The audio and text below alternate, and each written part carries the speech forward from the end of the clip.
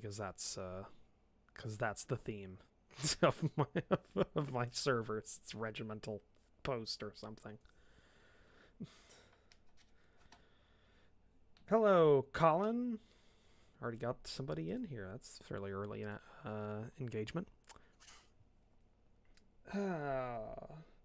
So yes, because I'm here, yes. just bringing all the people out the woodwork. Yep, you're the only reason I exist. No, let's face it, Ben's the only reason we exist. That's true. I feel that I haven't talked to him in a while. He seems pretty busy. He is really busy at the moment, so yeah, that sucks.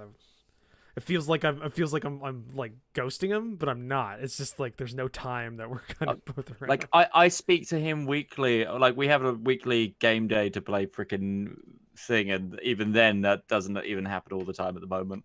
And that's been happening every Thursday for the last 2 years. Like, wait, really? 2 years for the Apex? I think Apex hasn't been out for 2 years. There's not. I'm just waiting for. No, it's not. 4th of February 2019. Yeah, I was gonna say it hasn't 2 years old because Jesus. Not yet. Soon though. Stop, please. It's closer to 2 yees than I just met my friend from high school yesterday, and he's still got like no gray hairs, and he's youthful, and I look like a goddamn bum. Yes, welcome everybody who's in the chat or watching. It's been a hot minute since anything's come out on this channel, and if you've read my because I've been trying to use the YouTube like messaging thing, or like that you can do like posts on your YouTube channel. I did stay on there that I was fairly sick. I have chronic bronchitis that comes and goes depending on just the will of the gods, it seems. Or in this case, harvest time, and the fact that I live surrounded by farm fields that are currently being harvested and kicked up a shitload of dust and grain bits. So, yeah. I've been sick. This is the first day that we've done the world building thing that I felt like I could actually talk and entertain and think clearly, since I'm not on NyQuil right now. So, yeah, with me, as always, well, most of the time, is Midge. I've been here like twice. I've been here twice. No, you haven't been here twice. You've been here like 3 times. 3 times. 3 times. Yeah, which is about half, right? Once, twice, 3 times a session. Whatever. I mean, is this like number 11 though? So this is number 9. This is number 9. But so a third. I've been here a third of the time. Yeah, but the first couple, I didn't have anybody with me most of the time. It was just me drawing. Either way, yes, Midge is with me, my rock, and we're gonna be doing just world building today. I'm gonna go ahead and just do some. I did want to. Hold on, I just gotta pop out the chat so it's a bit easier to manage, you bastards. Okay. All right. For an update on the book itself, I'll give you like a little look-see at my writing program. Currently, I actually have started a chapter, but I haven't started writing in the chapter. I've just gotten the basics done on it so far. I've gotten the premise out. No, it's characters. I need to put my glasses on. Okay. First chapter prologue is being worked on actively right now. It is in my to-do docket. Yeah, probably should get my glasses on. When it's done, you should share it with patrons. You should make it a patron thing. Like chapters? Yeah. Patrons get access to chapters. Oh, yeah, I should probably do that. That'd be interesting. Yeah. I don't know if I can actually export individual chapters. I think I might be able to. You can put No. Even if you can't, you can. Yeah, I can. Even if you can't, you can copy and paste into a different program. Yeah, formatting would be kind of a bitch though. But yeah, it should work. But yeah, we got the prologue here. I've gotten, and like kind of the way that this is set up is in Bibliosco. Um, there's the actual main.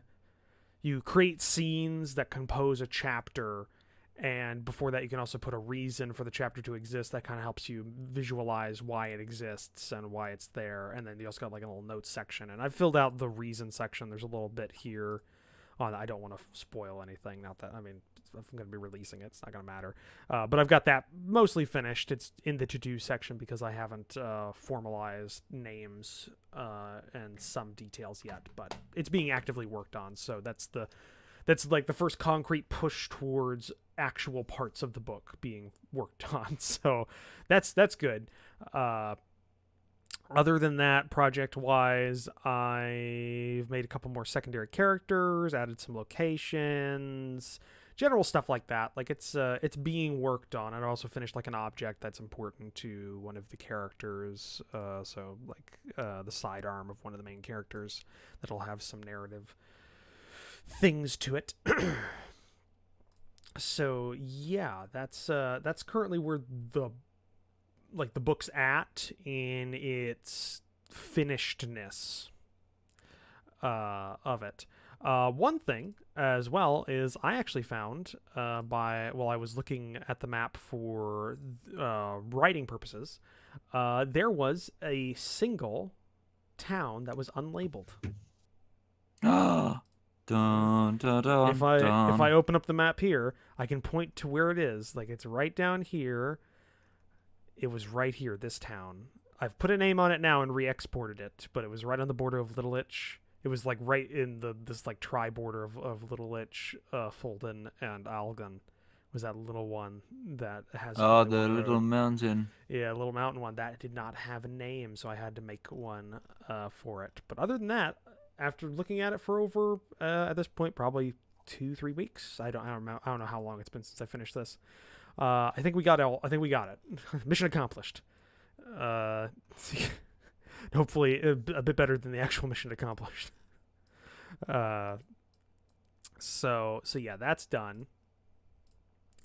So yeah, today what I wanted to do in terms of world building, because it's a big part of most worlds, and I could hand wave it, but having a little bit of concreteness to it would help a lot, would be religions, or religion of the world.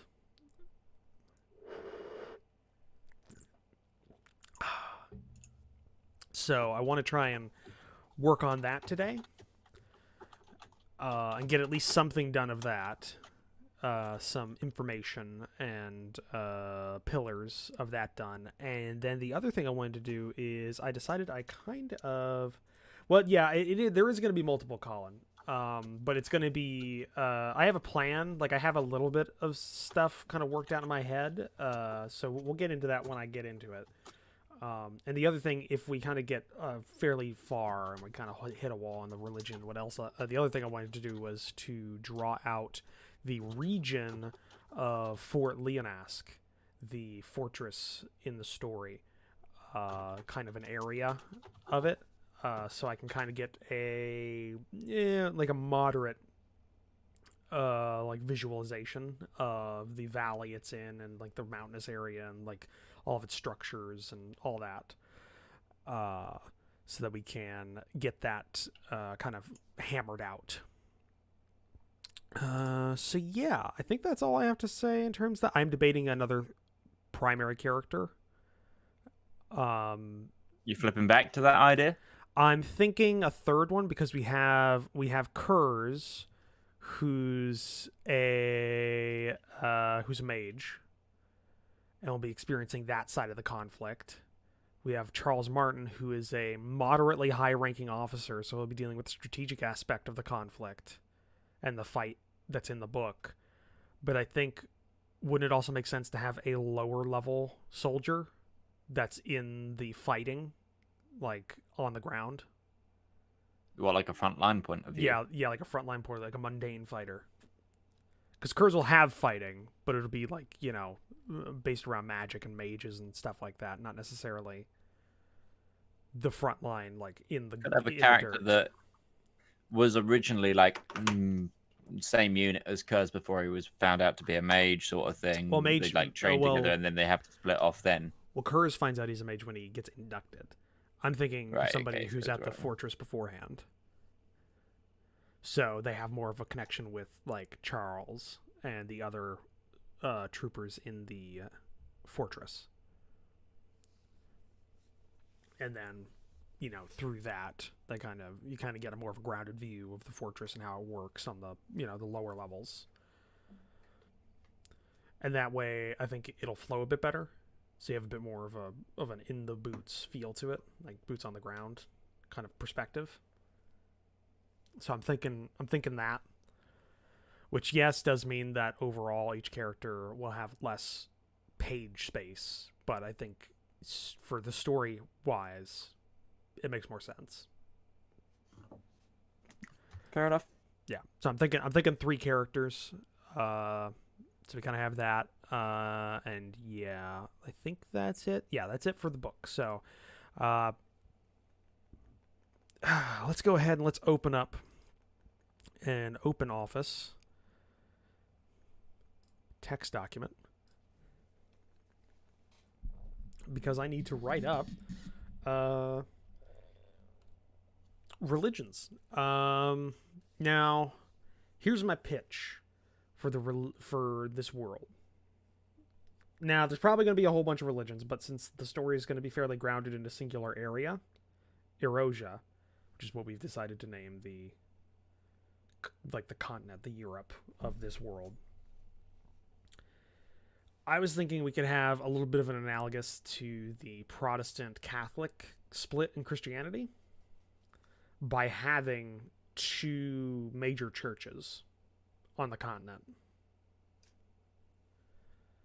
that utilize basically the same pantheon, but have different ideas about the specifics of the religions. I'm doing the exact same thing in my world.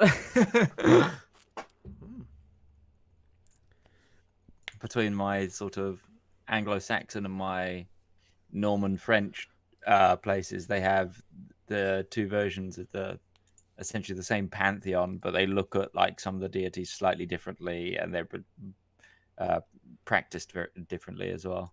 Now, see, the benefit of this is I don't need to be specific about a lot of this stuff because at least the whatever Algan is not them. Like everything that's not Algan, I don't have to be specific about like anything about their relationships or worship or anything like that, except like a very surface level if it ever comes up.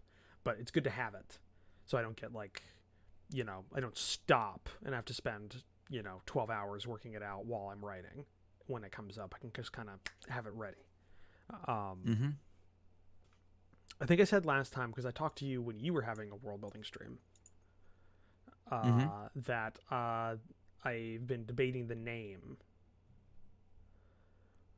of the church that Algan at least uses, because I think that'll give me something to go off of to kind of work with. So I think I settled on like the Church of Glass, like what is it, Church of Glass? I think was what I said. I think it's in the write up somewhere here.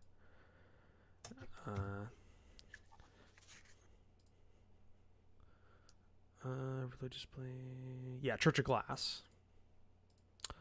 What do you think about that? Do you think that sounds like it could be a church, like a denomination of a type of church, or is that too? Does it not sound plausible? It depends. What it could, but what's the other denomination going to be? I think Algan would be the split off. Like it would be the one that would follow a split off, which would make sense because they're the revolutionary states. They probably had like a history of radical idealism. So they would have the newer of the 2 branches of this religion. So Church of Glass.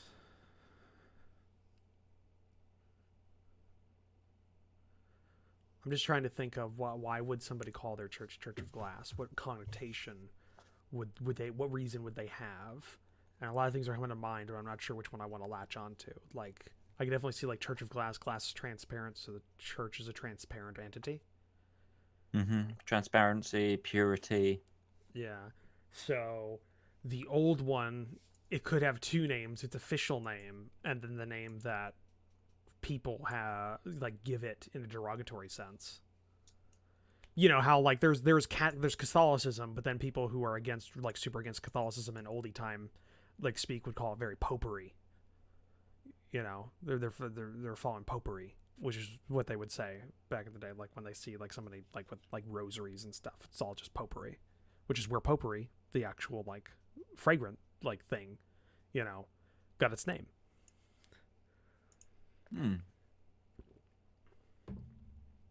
So Church of Glass, transparency, purity, pushing out the corruption influences, or what they think was corrupting.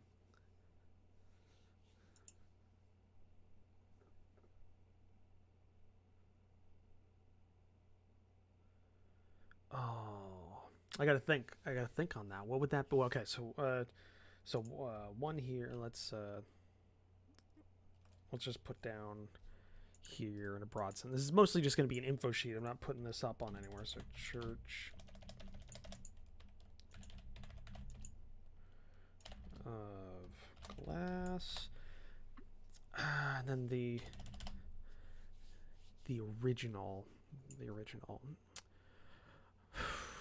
Throw ideas at me. We'll throw ideas out. Church of Valor. Nah, it's too focused. I want to say Sworn Church, but that's just because I've been reading a book where that is an entity. Yeah, and it's a very good stealing. name. It is a very good name. Hold on, let me find my stuff. No, I'll see if talking about my. I wish I had a physical thesaurus in my hand, because I like using those. I like using a thesaurus. I can get a thesaurus up. What do you want synonyms of? That's what I'm trying to think of.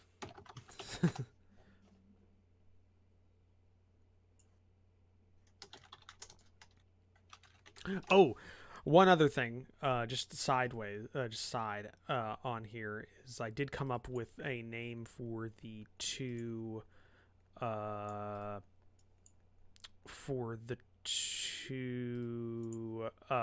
like alliances that are fighting. Oh yeah. Yeah, I came up with that. Because there is a city there's a moderately sized major city port in the in the Kingdom of Altria, called Tarvena, just Tarvena. I decided that whole organization would be called the Tarvena Compact. Okay. So that's between the Greater Kingdom of Pansilia, the Kingdom of Altria, Galbian Federation, and then later Fulden. Punic, we're doing world building today. Also, good morning. We're doing world building today. I'm trying to get religions worked out in my world for the book. And then later we might also start on another map, a bit more focused in on like a local region, like maybe 1 or 2 square miles for one of the major areas in the story. That's kind of where we're at right now. I did like a full going over where we are currently in the book. So yeah. And then the other one, and I'm not sure about this one yet, is Coalition of Free Nations. But I'm not sure if that sounds too modern. Yeah, Punic. Oh yeah, no, I don't think I've seen your name on here before. Yeah, no, I'm writing a book. And this is all world building for my book. Is the purpose of these streams. Yeah, I thought so, Punic. What do you think about that? Coalition of Free Nations. Is that too modern, or does it sound like that could work? I mean, it doesn't sound too modern because I mean the people that went against Napoleon were the coalition Right. of various numbers. X number. Yeah, what was the final one? The sixth? Was it the sixth coalition that beat Napoleon? No, it was long. It was bigger than that. Wasn't it the seventh? Because there were multiple coalitions before Napoleon.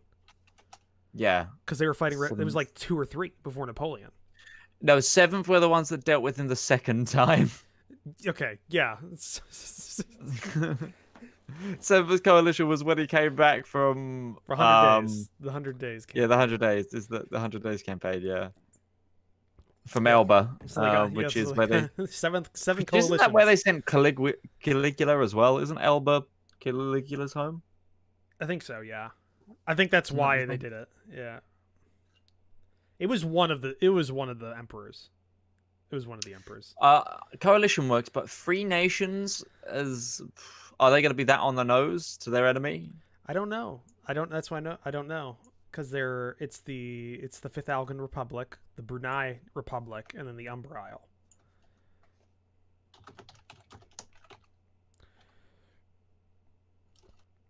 Give me a thesaurus for free. Like, give me the synonym for free. Is there anything that would work?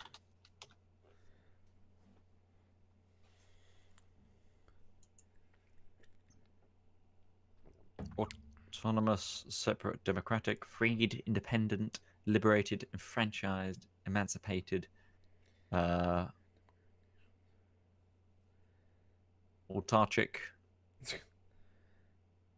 sovereign. Democratic's the only thing that's jumped out at me, but that definitely sounds too modern. Yeah. That definitely sounds too modern. Liberated, liberty. Coalition of Liberty. Sounds very America-centric. Well, but it could, I mean... Coalition of Liberty just sounds like I'm going to be hit by an eagle wearing sunglasses. And it's got a corncob pipe. The American Star-Spangled Banner gripped between its talons. Or in this case, a falcon holding the flag of... Yeah, that would be... I'm gonna be honest. I'm like this close to commissioning Madman to make the Algon Falcon. Like, I want... Algon Falcon. Yeah, I want that. The Algon Falcon sounds like a knockoff superhero. Yeah, it kind of does, but I think it works. The Algon Falcon. With like the pow. God damn you. Like Adam West level Batman. How about the Coalition of Free Association? Yeah, that works. I think that works better. Okay. I think that works as a...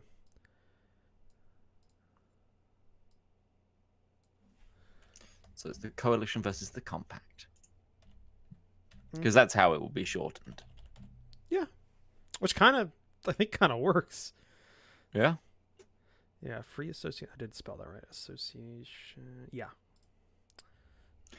Crumbs. I'm just looking at the Battle of Waterloo. Just because I'm off topic.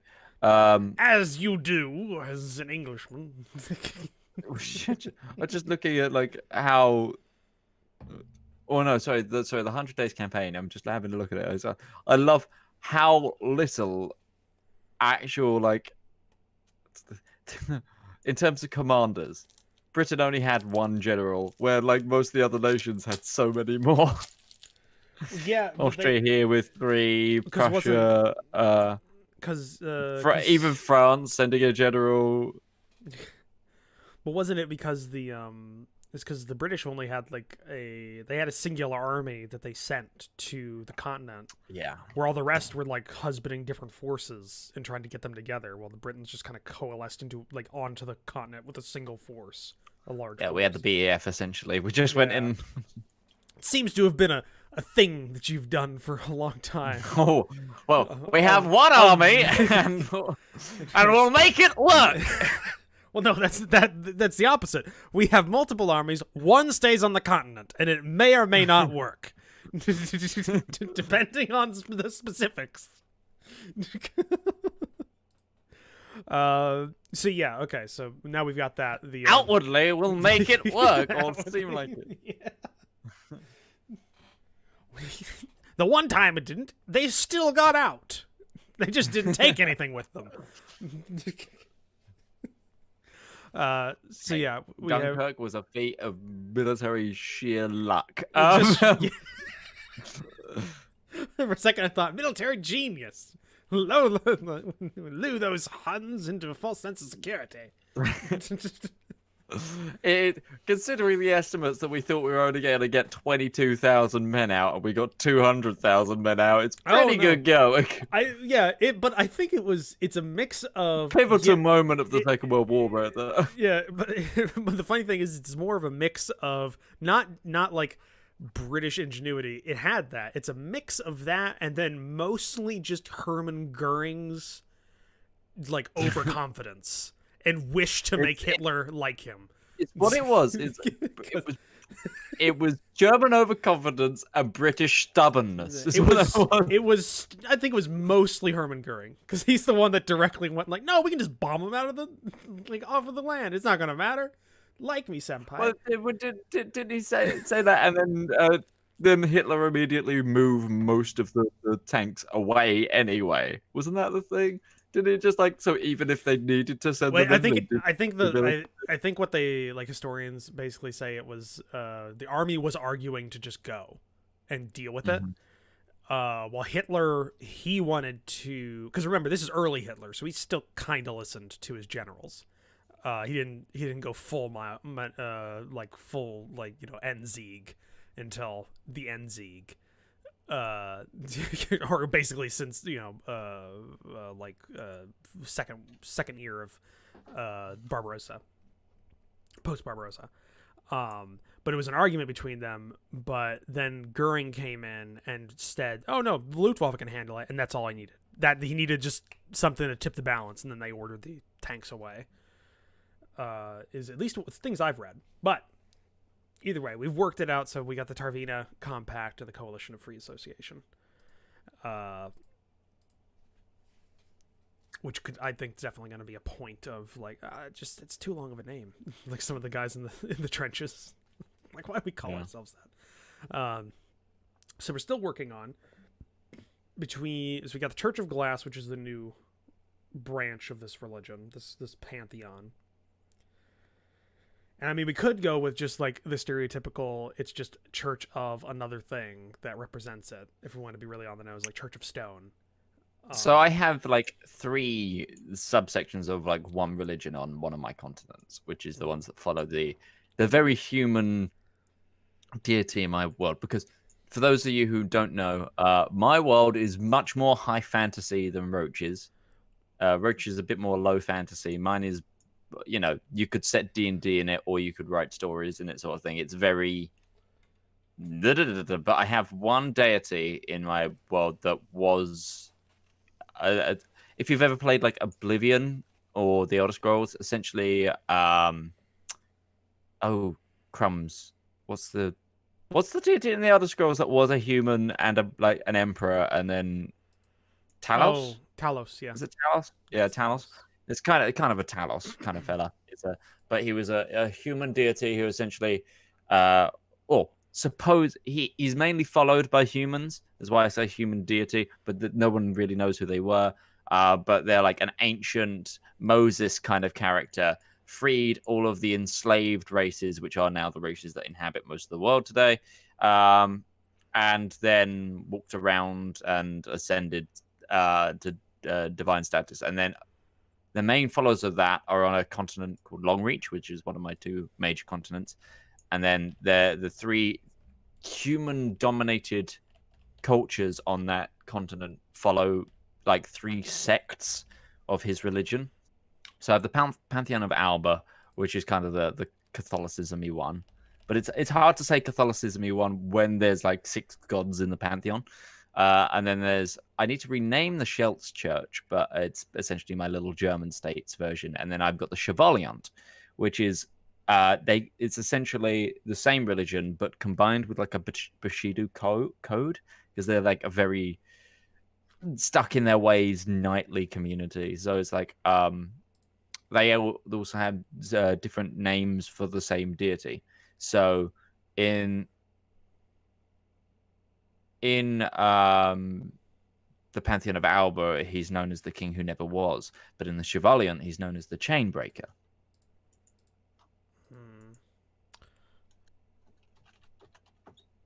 I think I might have something. But yeah, if your Reformed church is the Church of Glass, and they can go, it's all about clarity and purity, like from the old church. You got to have something with like a more popey name. I know, that's what I'm thinking of, but I think I might have it. Because a synonym of the Pope is legate. And that sounds like legate. And that gave me something. Maybe Church of the Grand Legate. Possibly. Would it be a church that seats in your like Roman state? I think so. Yeah, that'd be their headquarters. See, I was going to go along the same side, like that. You know, they're known as the Holy See, or the Holy, like. So you say something like, Pantheon of the Holy, something. But yeah. I mean, I could go with that because we have that'd be Ferlai is, I think, where it would be that, or it'd be the major city, which would be Trakamai. I like the idea that they have like a major church on that little island chain, which is its own independent nation, much like Vatican City. Oh, like these 3 islands here are just that. Ooh, that could That work. that little peninsula off of the. I'm trying to wait for the thing to go. Yeah, the little peninsula off of the capital thing, and there's like bridges towards them, and each like bridge is like a different part of a pilgrimage, and it's like full of tourists today, but with like a major church at the end that like opens to the waves, like there has like a massive like sort of cleansing baptismal waters. It's like you stand in front of it and essentially get splashed by the water. Stuff like that, That could work. Really over the top. I really like the idea, and it's in a very defendable but central position for them to be able to have kept independent for so long, and like that could work. It's a very commanding position in the peninsula. I could see that. I could see that being a thing. So that would mean, okay. So I do like the idea that the leader of the church is a legate, is the holy legate. Mm-hmm. Divine legate. Divine legate. That works. Yeah, divine legate. So leader of the church. I'll just put this. I'll just put a couple of dashes. Divine legate Urbanus the 14th.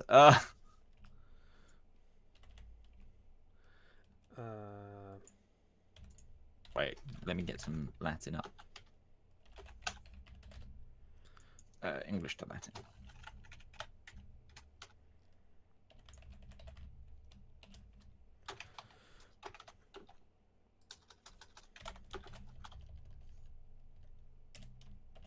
Divine legate.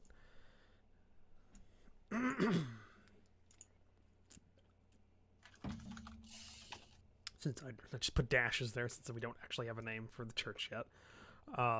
Divine legate Potens the 14th. Potens the 14th. Which is Latin for powerful. Could you put that in the chat? That might. I DM to you. Yeah, give me that. With the Roman numerals, because I'm horrible with numerals. Yeah. I can do from 1 to 10, but past that, no, I can do a little bit until we start getting into the M's and shit. M's and the L's. Yeah, M's and the L's. That I never like. I know the I's before the V's denote under 5. Minus. and Yeah. then I's after the V are after, and X denotes a 10. So, Yep. like, I L get. is 50, I think. Is it? I never learned that Yeah. far because it wasn't important. M is 100, right? Hold on, let me. It's been a while since I've done numerology. Numerals. Could always ask Ben. IV, He would know. L, yes, L is 50. Oh no, M is 1,000. M's 1,000. Okay. C is 100, of course it is. D is 500. God. And then it's just Thank God for of all of Arabic them. numerals. Can you imagine if we were still all doing freaking Roman numerals? So LXXX would be 80. Oh my god. Jesus. DC would be 600. Ah. Oh, I've You could give him a really stupid number, like Potens the 50th. Like, well, I do want it to be fantasy kind of driven, and the one thing about fantasy is that it has so they're long just like they're histories. so prone to being murdered. Like, just so many of them. That or it could be a really low number because most of them are elvish, and elves have a longer lifespan. Okay, fair. Well, I think 14th works, especially. 14th works, yeah. What's the highest number of a pope? Like in our world, what is it? It's like the 10th, right? It's not a lot. No, I think highest pope number. Highest pope number. That's It will gonna come get up me with an so many different. Highest pope number. List of popes.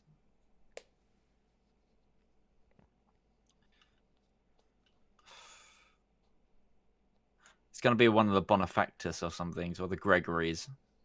Probably. Or Steve, independent. Benedict's. John. Oh, John. Okay, we're getting up there with John's. John. John the 14th, John the 16th. See, I'm wondering if we'd broken 20. Benedict's, we've had 16.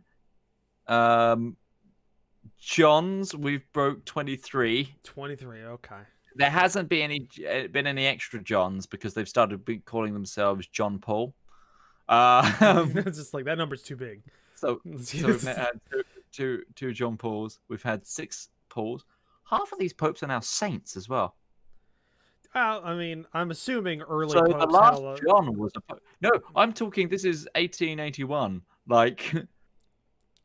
like the last John that we had is now St. John the 23rd. Sorry.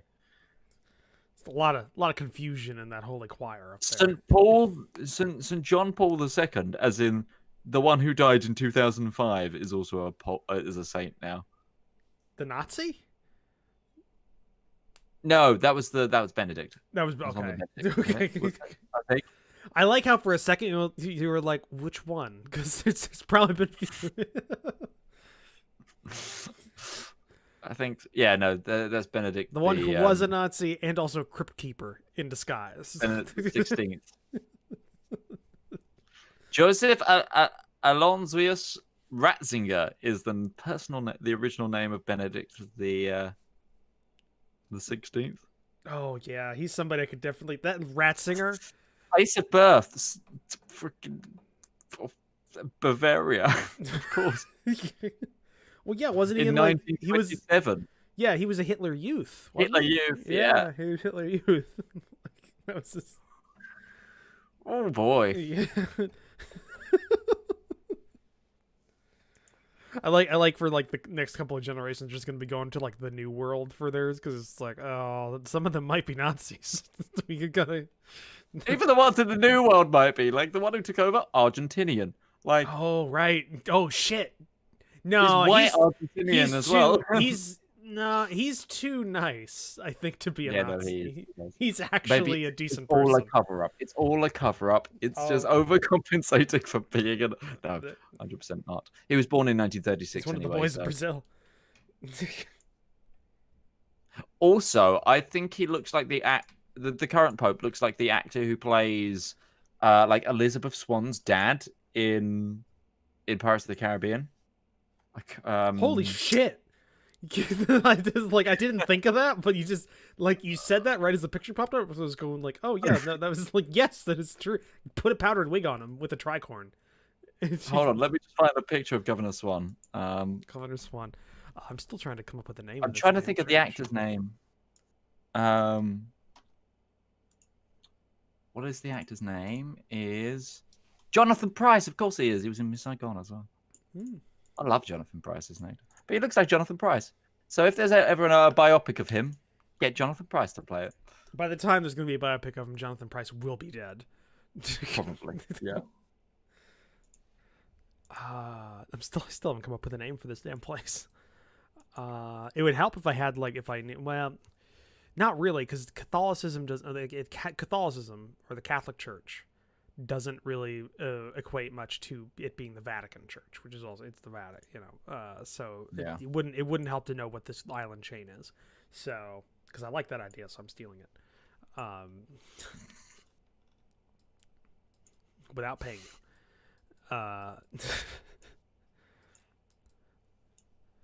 So I need to come up with a name for it. It's got to be so Church of Glass.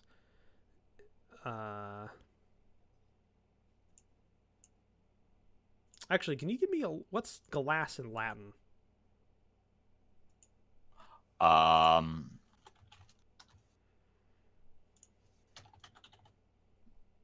Speculo Speculo? No. or speculum. Spelt like that.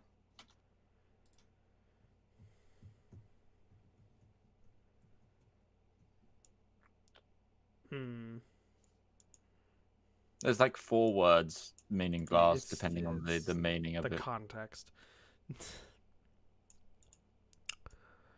Okay, this church. There's this one, which means glass, glassy, crystal, or glass-like, which is vitreous. Ooh, wait.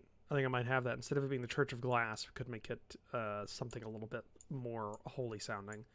It could be the vitreous, maybe the Vitrium. The Vitrium Church is the new one. I think that sounds better. Does that sound better? Yeah, I think church isn't a nice enough name. Well, no, because like you've got the Protestant Church. Yeah, which was the reformist. I'm thinking like because Catholicism, vitriumcism. Well, I'm talking about for the Reformed Church. Like instead of calling it the Church of Glass, calling it the Vitreous or the Vitrium Church. Oh, okay, yeah, no, that works. For the Reformed one, because I think that.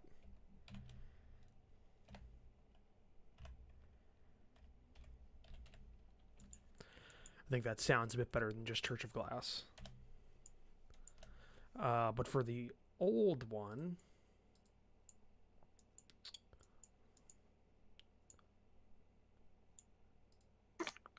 I'm just randomizing folk like deity names for the supreme deities of one of my religions in of this religion in one of my words, and it just came up with Sebastian the Loose Goose.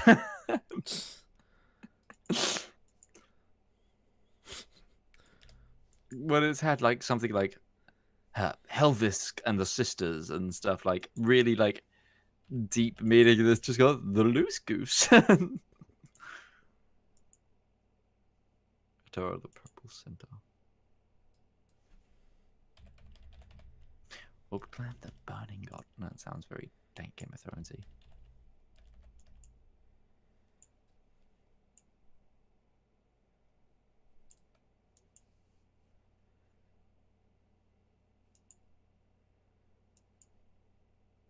ooh, Fordor, the Red Haven. how about the Bound Church? Church of the Bound. That sounds like a cult. I mean, okay, I am an atheist, so I think that's kind of true of all churches. But I mean,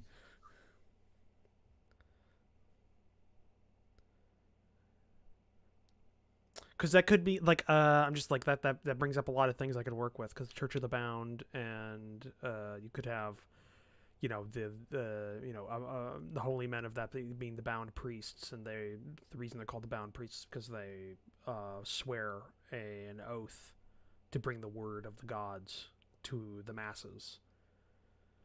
It sounded like the bad guys in Divinity: Original Sin.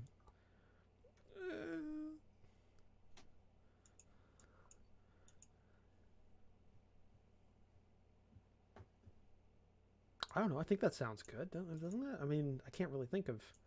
It's your story, sir. You're allowed to. Well, I'm using you as a, what do you call it? I've forgotten the word. As a writer, I probably Writer's shouldn't. room. As, using you is kind of like I'm trying to get a feel for how people would feel about this. Look, if you're trying to cop a feel, at least buy me dinner first. I mean, later. I gotta get over there first.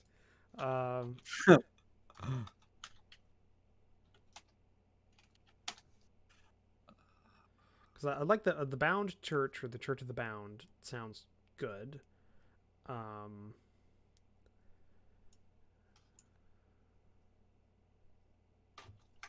Could also be the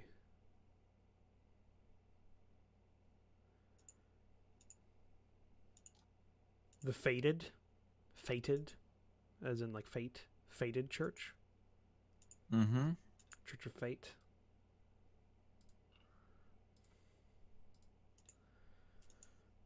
How do all you in the chat? What do you guys think?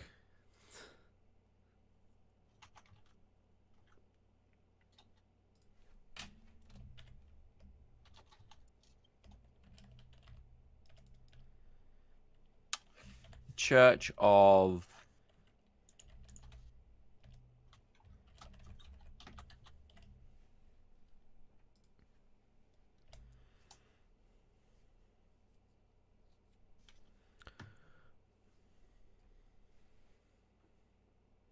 Well, who are in the pantheon? Like, what kind of gods?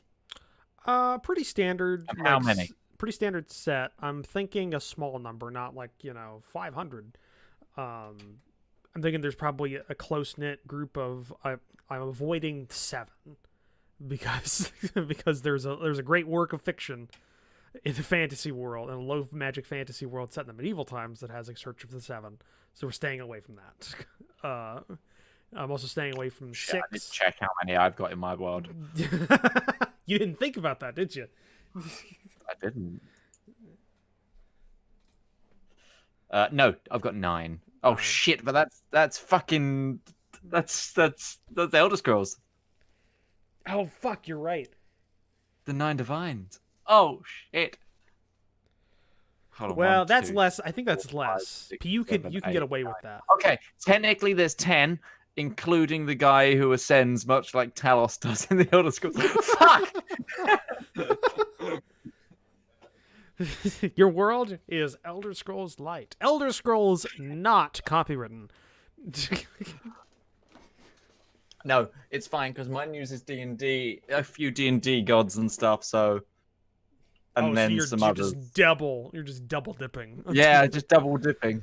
Oh, so you're like Absolutely. Jim Sterling, who puts 2 musical tracks in the same section of a video, just so two conglomerates fight each other for the rights to the video for copyright. Which he described as copyright deadlock, so nobody got the money. That's a really good idea, though. He did it. Like he showed I think it was like he had like Sony Music Group and then another one that was just fighting each other for the rights of the videos, like a monetization. Just like fuck you. But no, I'm thinking a small number of primary deities with a whole lot of like saints. And that's where like the majority of the difference between the two churches comes about, is like who they consider to be saintly. Mm-hmm. And so like the gods are broad strokes, like areas of life that are that the gods kind of pertain to, and the saints are the specific or like individuals who like specifically dedicated themselves to a thing, and they become like, Hmm. somebody you pray to. Patron To state of Yeah, patron saint of the harvest, li- lies and fakes. Yeah. stuff like that. And then there's Yeah. differences No, between the two. I, I think that I, that's I, a ha- natural I way have of. that in a. Mhm. Yeah. What were you saying? Sorry. So like in my pantheon, I've got the divides similar. So like the one that's more Catholic, actually, for me, they have all their focus on the gods. So there's the thing, whereas the Chevaliant, the knightly one, focuses a lot on like people's own deeds. So they have a lot of saints and like um sanctified humans that fulfill certain roles. So like, there's stories of heroes and like the creator myths and stuff. There's all like, just for like these like not gods but like demigod knights, essentially, that are held in much higher regard almost than the gods because they mean more to them. I have no idea what I'm doing with my Germanic church. I kind of want those guys to be a little bit more atheist, so I don't know what to. You go very Protestant with it, in terms of Yeah. like it's more about it's less they acknowledge that the holy books are more metaphor about leading a good life instead of like Yeah. exact truth, stuff like that. That gets you enough difference that a church schism would happen with that kind of doctrinal Mhm. difference. But no, I was thinking like probably five major deities and then a whole bunch of saints. And I think the major difference between the old church and the new church is the old church uses very old saints as their I'm thinking like doctrinally, like the old church, like the saints never change, but the new church does have, it's almost like a meritocracy in that Mhm. the leadership of the new church, the Ventrium church, will deify a primary saint to a aspect every so often, Mhm. and there would still be a whole bunch of minors that would be under them. So it just kind of keeps growing, which is like a current problem in the church for a lot of followers, is the fact that like, okay, there's a church, there's the saint of the harvest, but then there's also like 20 saints of the harvest that like it's very like regional based on who's the primary and stuff. So it's very like non-structured in that sense. While the old church would have one saint of the harvest that's 2,000 years old. Mhm.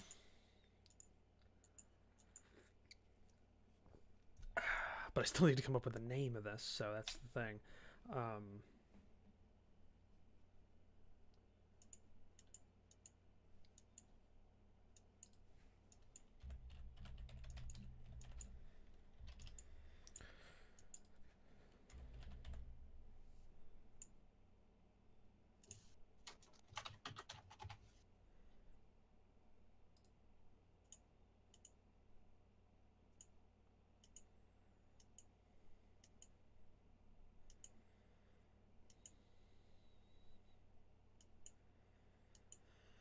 maybe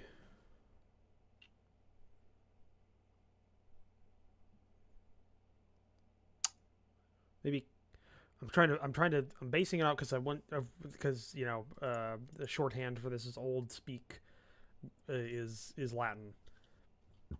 So how about the Latin word for five, because it's the primary five deities, as like the paramount. Kinke. Kinsey. Quintus. Yeah, I was using quintus. Quintus. Quintus. So we could modify quintus into something that works in like Catholicism. So it'd be the Quintothic Church.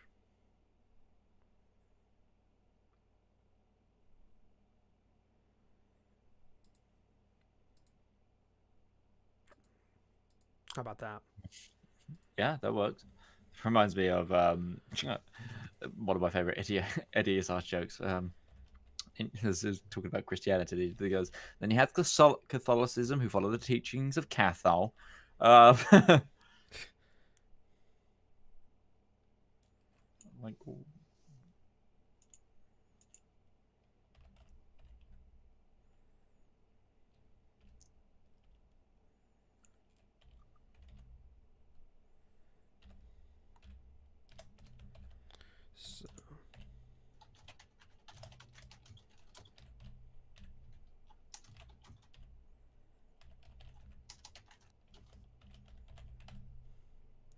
So, Cantothicism or Cantothic Church. mm-hmm. I think that works. So, okay, we got the two primary churches in this Europe of this world. And I'm fairly certain I know who would be who. I think the Umbral, Algan, and then all of like the Nordics of the Brunei Republic, Gitterreich Kingdom, and the Shelvik are all part of the Veninum Church. And then like Falden, Pensilia, United Cities of Tyrek, Eltria, Galbian Federation are all part of the I just blanked on it. Quintothic faith. With Wouldn't it be more like less down national lines though at this sort of period? Wouldn't they be so like? It'd still be primary. No, because quite a few. Oh yeah, no, it's still primary. But I'm saying Yeah. like, won't there be There's people still like who official follow religions of the church of the state that would exist. Yes. Like so that's what I'm saying is official like religions of the state, or at least primary majority. Mm-hmm. And I was gonna say like Thouch's Principality and Little Lich probably have kind of a mix of it with more Veninum adherents closer to the border with Algan, and then the more coastal are Quintothic followers. A random cat guy. Today, since we finished the map, I'm working on the book. I've decided I want to get more work done on just a couple of more world building aspects that might come up while I'm writing that are primary bits of the world that need to be kind of still kind of worked out. So we're doing the religion of the region that the book's first book at least is primarily set in. So we've been trying to come up with names for the two primary churches, or the two primary faiths that exist in this region. And just kind of shooting the shit. Midge is here. Hello. Yes. So that's been just kind of going back and forth, working through that. So what we've come up with so far is we're going to have a singular pantheon that is shared between these two churches.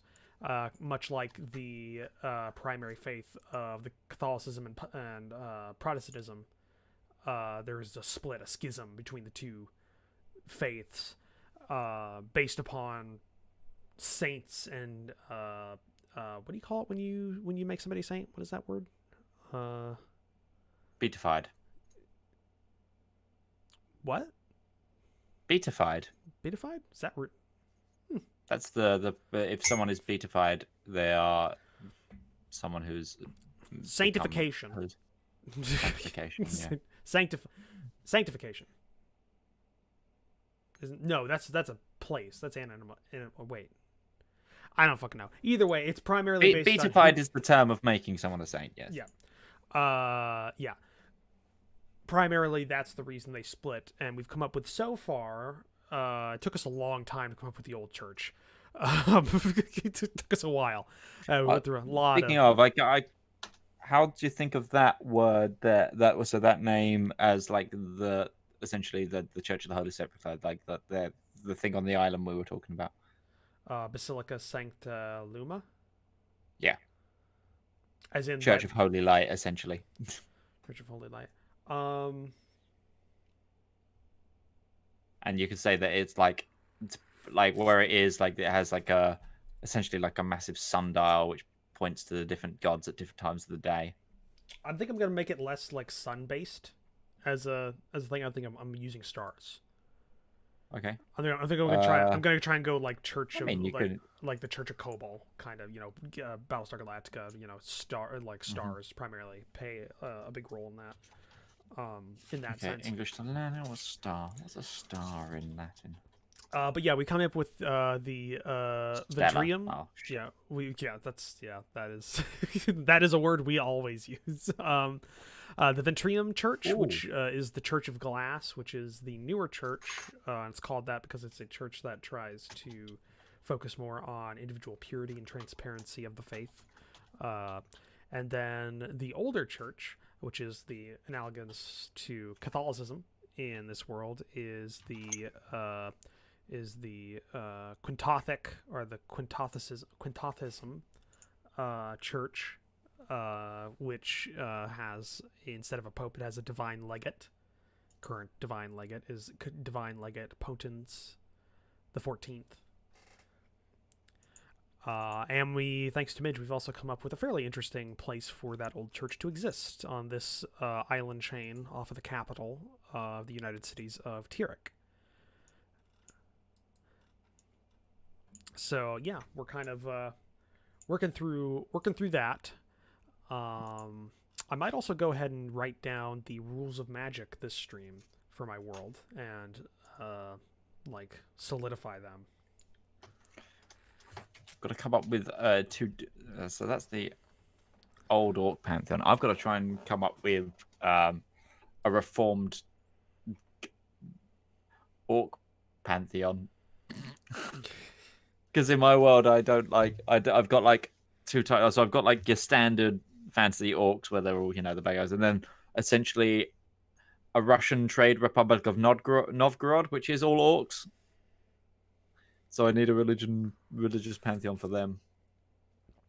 Come up with a you could have something to go off of because orcs if they're standard if you're using standard fantasy tropes, then orcs follow the strongest. Yeah.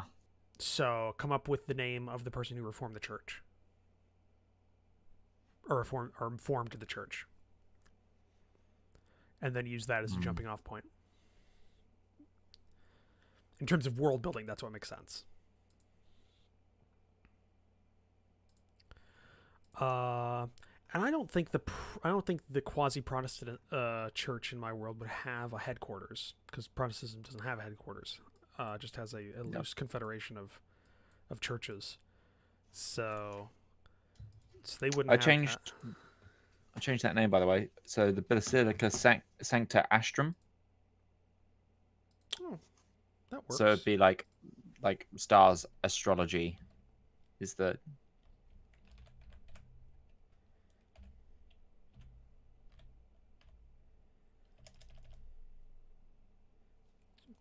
Okay, Basilica Sancta Astrum. That works. Definitely see that working.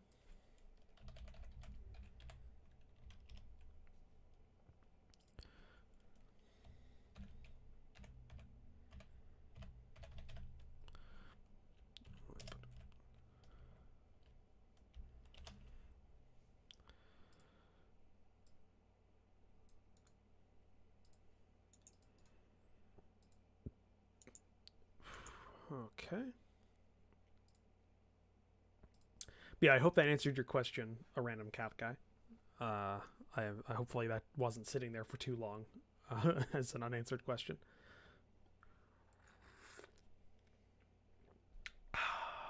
Okay. So we got, for the old one, the Quintothic religion, we've got a divine leader, or we've got a leader and a headquarters, and we know what the Ventrum Church doesn't have that.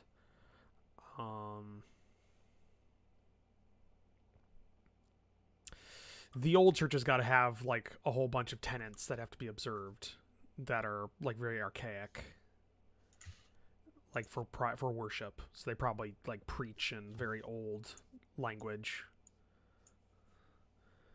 Or like preach in an old language. It's not in like common or the language of the people, whatever that may be. Definitely don't want to go too on the nose with the whole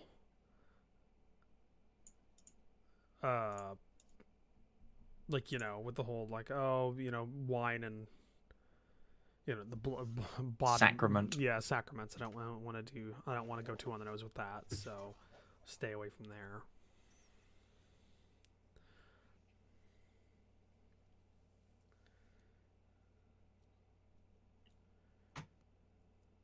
Yeah, and the Ventrum Church is probably going to be a little bit more laid back in terms of its worship requirements. It's probably just going to have like a holy day, people come in, sermons, etc., singing, all that, preaching in the common tongue of the area. It's probably going to be a primary difference.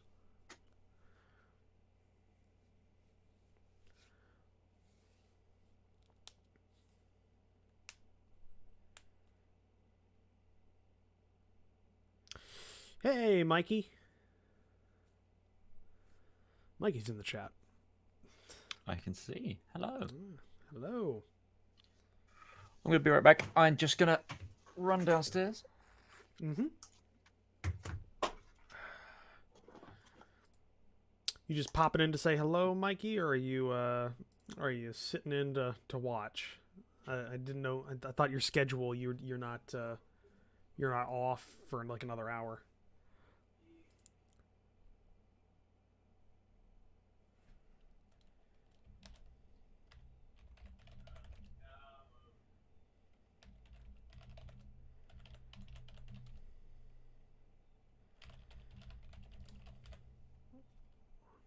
I always get that one.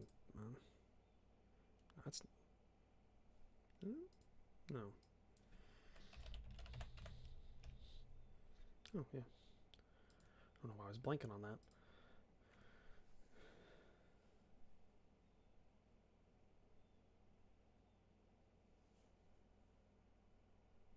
Oh. Cool.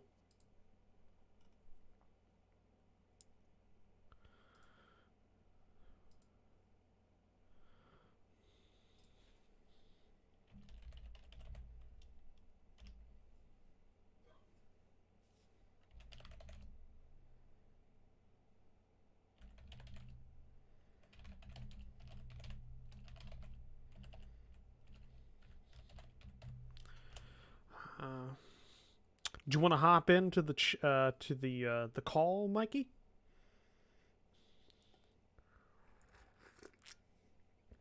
Or do you just want to sit back and and enjoy the stream? It's fun. Died a few times. Learned some stuff. Hades is a very interesting game. Oh, cool. I haven't heard of it.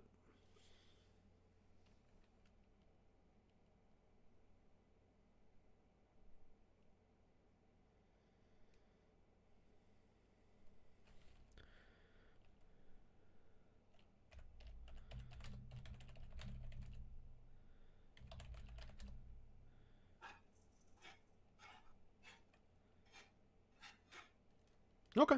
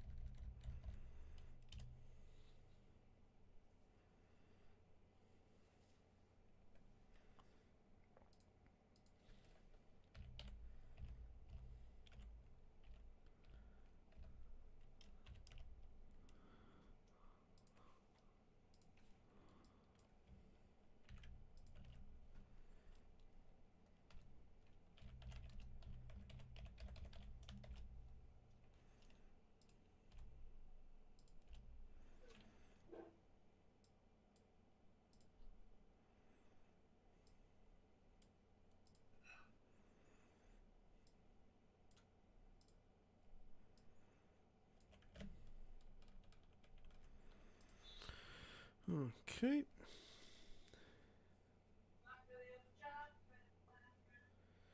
Yeah, cat guy. There probably is going to be some sort of orthodoxy in the world. Because this. Okay. Yeah, it doesn't look like Midge muted his microphone. Because like the area that I'm primarily focusing on for this story, because of the smaller, kind of focus of the book, for at least this first book, if I decide to make more, is going to be this called Eurasia. And this is basically Europe. But there is a full like world map here, and so like this is only a small area that it covers. So there's probably like an Orthodox faith that is the rest of this continent, and there's probably other faiths in the other two continents. At least there's going to be a lot of regional and tribal faiths along here in this continent, which is kind of like the Europe of this, or not Europe, Africa of this world. And this is kind of the new world of this world, like of the Americas. So there's probably going to be a lot more religions, but I wanted to get the primary religions done here, just because, early 1900s, even somebody who isn't like too fussed about religion in the early 1900s still considered themselves a part of one of the churches, even if primarily just just as somebody who goes there for like community's sake. And I'm back. Oh, welcome back. You didn't mute your microphone, by the way, so I heard a lot of stuff in the background. Just pointing it out. Really? That's odd. Yeah. At least I'm fairly certain I heard your mother talking for a good portion of that. But yeah, like I was saying, there's probably an orthodoxy that exists, but it's probably further north past this mountain chain that exists there, and there's probably some form of like Eastern religions over this way. So there's a bit of there's quite a few religions that would exist in this world, but I don't want to get too deep into the world building of that, since it's not going to be necessary for what I'm working on right now. Because if you don't know, because basically that's if you talk to a lot of authors and stuff, especially that do fantasy or sci-fi or anything like that, they'll tell you you have to know when to world build, when not to world build. Because you can get to a point where that's all you're doing, and nothing ever gets done on the actual project. So I'm trying to balance that out, because I could go my world building routes and just start, what Midge is doing with his setting. Just start filling out this. Hold on, I'm not downloading anything, am I? Don't think I am.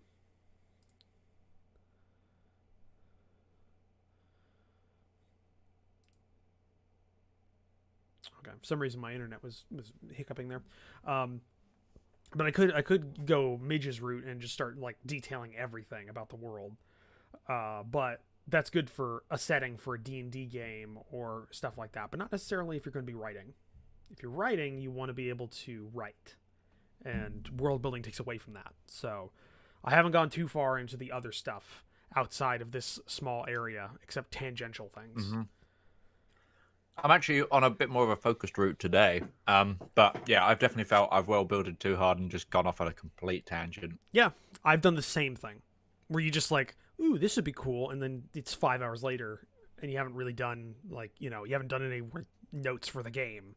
You've just been making things for the world.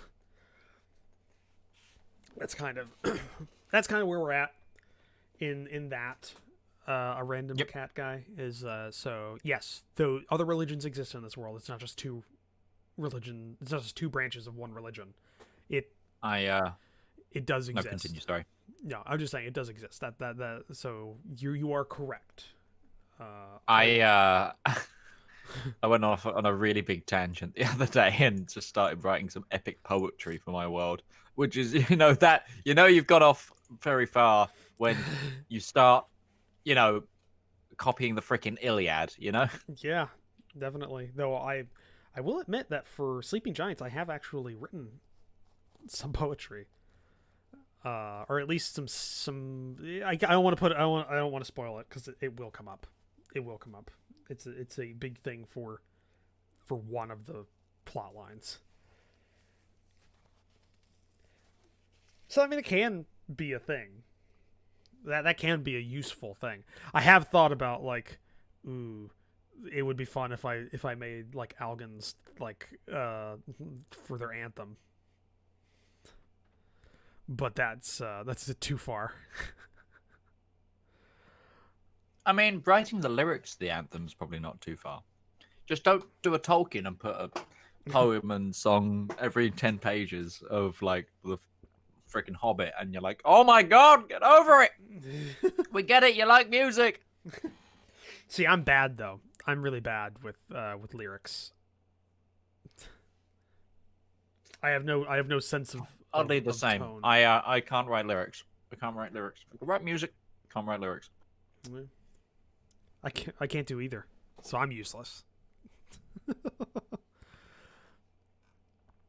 All right, I'm just thinking of what else I need to put down here because this is mostly just a reference document, so I can get some things. I just needed some stuff to work out through there between the two religions. I could just go ahead and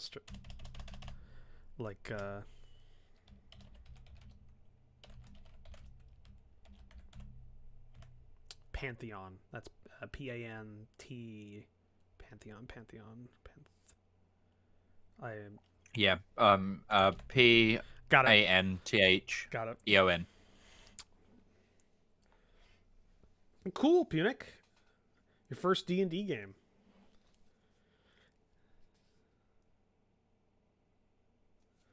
Yeah, sure, Mikey. Give me a second. I was waiting on you to give me the go-ahead there. How do I do that again? How do I do this? I actually got asked to GM like in person a game for the first time. The friend of mine that I played Bolt Action with yesterday said he wants to get his girlfriend into like more nerdy stuff because he does tabletop gaming and diorama making, and he also does bonsai trees because he's a better person than I am. In all things. Does he also have katana? No, he's been doing bonsai for like 10 years. He's got like 10 of those things in his apartment. Just wondered if it was like he was like really into his Bushido. He's not like an Asian he's not like an Asia-phile or anything like that. Panophile, yeah. You know, he just likes the bonsai stuff. He says it's very relaxing, and he's gone super into it. Like he has an automated like light system for his bonsai trees. And, wow. Like he's into, and they're really fucking good. Like it's a hobby. But it's an art. But... Yeah, it's an art. He wants to get his girlfriend into like gaming, like, or just kind of nerdy shit. So he was wondering like, do you do D&D? It was like, do you GM? And I said, yeah, sure. Well, I might want you to like come and run a game or something. I could get like 2 or 3 other people. And I thought, cool, it'll be the first time I've actually Giants Reborn version 2.0. Definitely Sleeping not. Giants 2.2. Definitely not. It'd be a smaller game with less plot heavy elements or anything like that. Just more like a around the table game. But it'd be the first time I ran a game in person. You could run an actual, like Tomb of Annihilation or something. Not Tomb of Annihilation. I have a whole bunch of pre-written. Adventures I can work off of. Like I don't need to write a damn thing. Yeah, that's true. Like I was looking at my local store actually got in the Rime of the Dust. What's the newest one? The one about getting killed in like a cold city from D&D. Wizards of the Coast. One recently. Yeah. Oh, what is it called? Oh, and thank you, Punic. Something of the Frostwalker, I think. Is that it? Something like that. And thank you, Punic. I'm glad that my Sleeping Giants map inspired somebody. I spent Rime of the Frost Maiden. Yeah, that's it. Icewind Dale. Yeah, it's Icewind Dale. Icewind Dale. Yeah. I saw that in the store when I was buying my my DM's guide and my monster manual, and I was like, that seems cool. I wonder if it has any interesting stuff in it. It's just an adventures book, and I wasn't all that interested in buying that. So looks like Borneo with tentacles. Oh yeah, damn! You're not wrong, actually. Yeah, that's not too far off. That was Nation of entirely Brunei. unintentional. Like I mean, Roach been to it's Borneo, orders of totally magnitude zero. larger. That's true, yeah. It's orders of magnitude Oh, yeah. larger. Like that is actually the size of North America, like in terms of scale, or larger actually. With Borneo with tentacles, essentially. Kinda, yeah. Topography wise, it's not anywhere near the same. It's just shape wise, it looks kind of similar. Yeah. Yeah. I actually Go got a Artifexian, that world builder. I'm one of his Patreons, so I have access to his Discord. And he actually said that my erosion map was pretty good. The only comments he had about it were these two small peninsulas on the Kingdom of Altria and Folden, and that they looked somewhat unnatural. But that was it. Which is the highest praise I've received. From somebody I truly respect. Senpai noticed you. Yep. It's because me and you aren't respected, Mikey. Exactly, yeah. Well, I mean, you're respected as a person to me. I am Just not at a professional level. not in this sense, because Listen, you're at the same level I am in this kind of sense, True. in this thing. This guy, Very like true. Artifexian, is as close to professional as you can get in terms of like the mid level. I have actually written a book, Roach. No lie. No, I know that. I know. Yeah, you're better than me in the art. Like he's a world builder though. He's not an art. He's not an art like an author. He's just a world builder. He makes maps. He does fair enough. conlangs, like odd stuff. It's By the cool, way, though. conlangs couldn't do. Impossible for me. I can barely speak English and I don't understand how it works. I don't understand English, and I have an English degree. It's fucking shit, man. I hate it. So gods of the pantheon. So there's going to be five primary gods of the pantheon. So they need to have very, very broad areas of purview so that saints can be under them. And I don't have to make a list of saints. I just have to come up with one when it comes up. That's true. You don't need to bother with the exceptional amount of that sort of stuff because why when you're writing it for a book, not using it for a setting? Yeah, and then I can just write down one that I come up with in a list. So you're looking for like major domains? Yeah, it'd be major domains, so it'd have to be like a god, what it pertains to in a major sense, and there's got to be 5 of them. So definitely there's going to be one that's a god of death or transition or something like that. You've got to have life and death, There's life and death. nature. The thing about life and death and nature is they can all be the same god. Maybe Life, death, and nature are all the same things in an essence. that could actually be true. Actually, I'm Because getting life is part- I'm getting a sense of a Life god and death that are is equal parts of nature. So. getting But a that's we're heading towards Hinduism thing here, where there's like 10 gods, but they're all the same person. different aspect. Well, yeah. actually, isn't But like, Hinduism it could just be those three polytheistic? specific aspects as one god. Like, there's one god of life, death, and nature. I was fairly certain Yeah. Hinduism was polytheistic.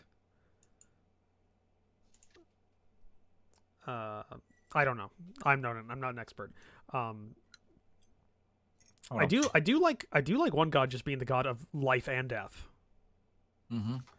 And I'm getting the sense of like a bifurcated Yeah, they deity. are polytheistic, but they're basically like they have like the three main have like 3 different versions of themselves, which also cover the other 3's purviews and stuff. And it's like Well, I think there is actually a deity. You don't have- setting, I remember. You don't have any wiggle room to criticize another person's religion. You live in Europe where we created a religion about somebody sacrificing themselves to get rid of a contract they themselves made, and they're all powerful, which means they could have. and then we broken a made him look contract. like Cesare Borgia. Yeah. Yeah, so basically, we have no room to talk.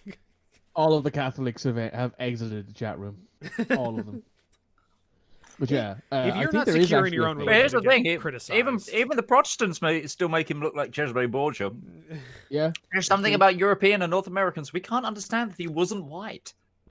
Oh, I that always understand pisses that, but- always pisses people off when you say, he was a Jewish Muslim or a Jewish Arabic person, not a Muslim.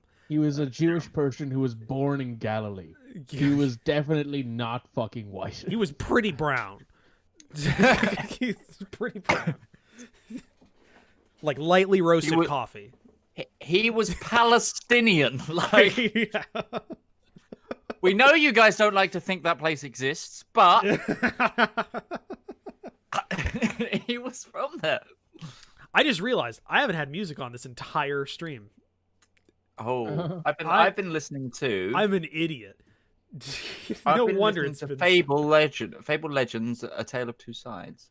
Hold on. I had Which is the Fable game that was never released. Like, they never finished it. Okay, Crusader Kings 2 music going on. Was that meant to be the sequel to 4? Or the sequel to 4? No, it was the MMO. Which one was supposed to be the good one? None of them. Yeah. Fable 2? The one in the one in Peter Molyneux's brain.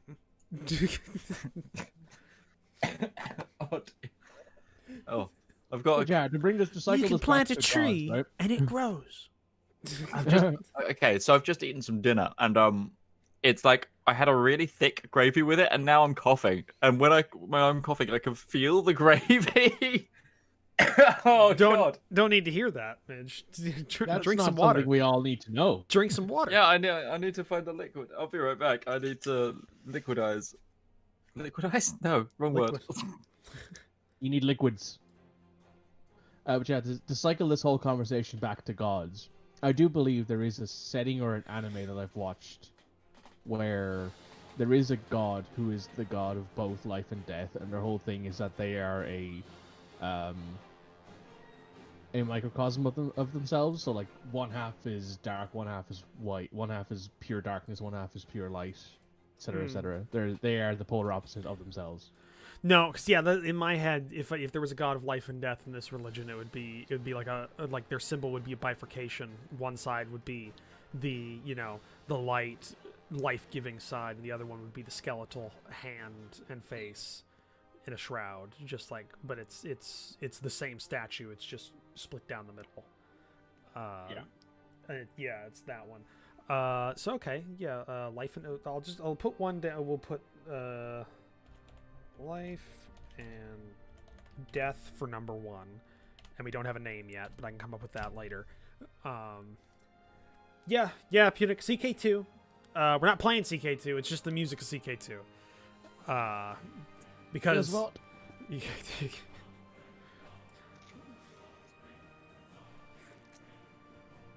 But yeah, I've actually been playing a lot of CK3.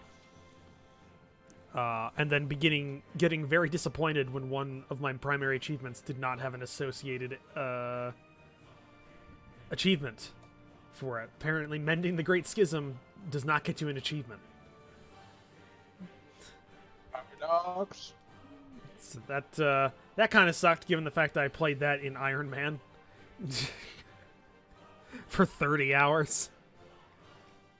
It sounds like it sucked a lot, actually.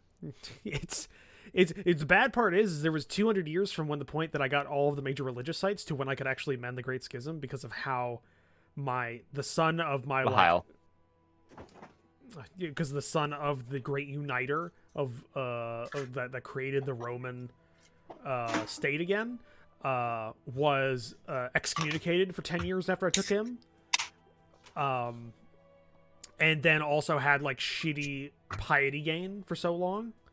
Because the Roman inheritance system is essentially you just give away parts of your domain to the other sons, the other inheritors. So I lost the one that gives you extra piety. One of those holy sites. And I slowly kept losing them. So I had to wait 200 years from when I remade Rome and got everything I needed to get the Great Schism mended, to when I actually did it. And it took me 30 hours, and I didn't get an achievement for mending the Great Schism in Iron Man for 30 hours. God damn it, Paradox. The achievement's inside you. No, it isn't, though. It isn't. It needs to be on Steam, because I spent time on it. God damn it. Okay, so we have God 1, Life and Death. We'll come up with a name later.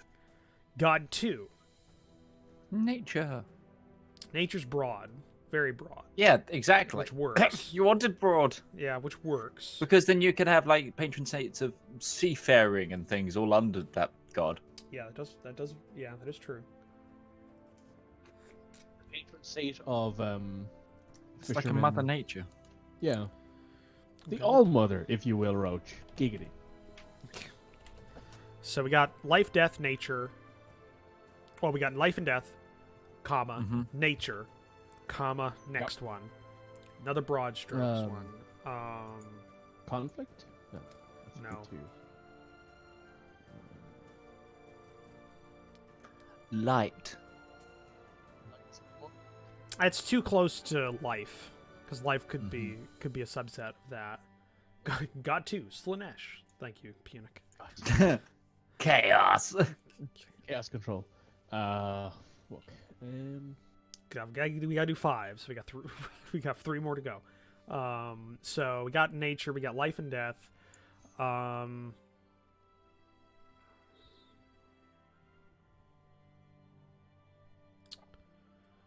You could start looking at other pantheons that exist, or the quasi pantheons. So what are the seven in Game of Thrones? Because I know there's the stranger, who's the subset of death. There's the father, who's life, right? Oh, you're talking Game of Thrones. Yeah, Game of Thrones. Song of Ice and Fire. Okay. Yes, you have the father is divine justice, judges and judges the soul of the dead. You have the mother, which is mercy, peace, fertility, and childbirth.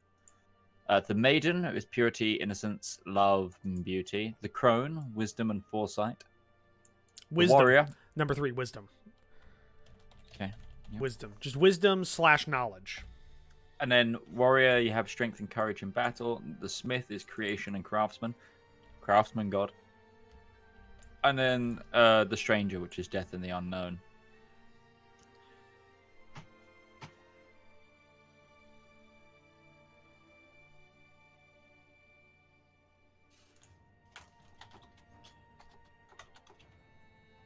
And the 9 divines of the Elder Scrolls fandom.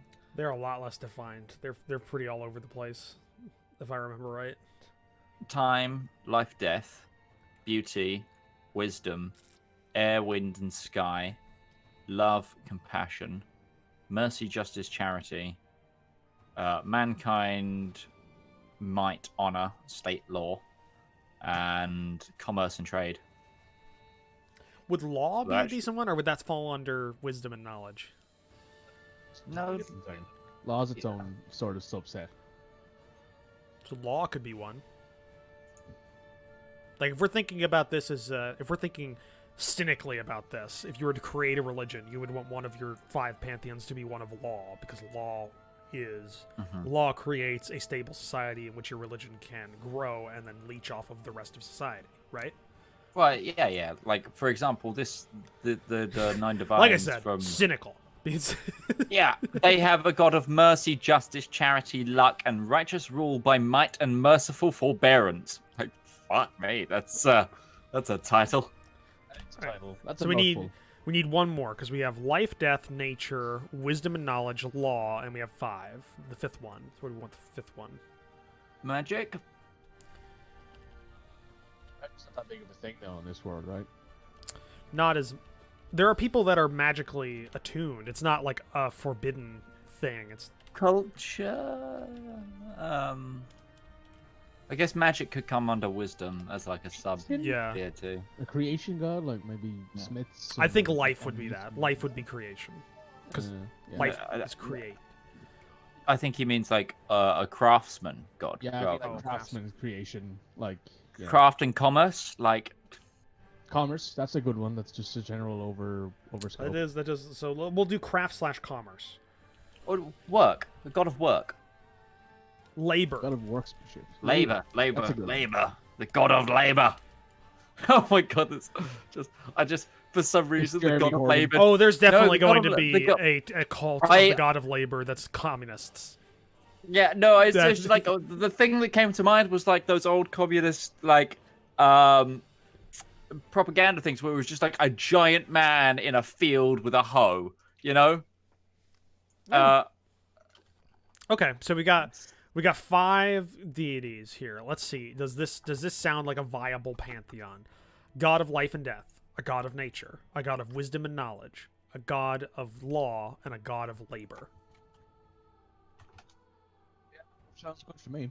Because you can pull strings down from each of them into like saints or demi deities or something. Mm-hmm. Well, it'd be saints, because that's the basis of the religion. Is that all of the subsets of these areas of life would be, somebody would be the saint of blacksmiths for labor, and so they would fall under the labor god, and they would be they'd be the saint of blacksmiths, and blacksmiths would worship them, or at least pay Homage. homage. There we go. Homage. Homage. Yeah, to them. So okay, we got that. So that's the 5 gods. That would be universal between the 2 churches. And so now I need to come up with the names for them.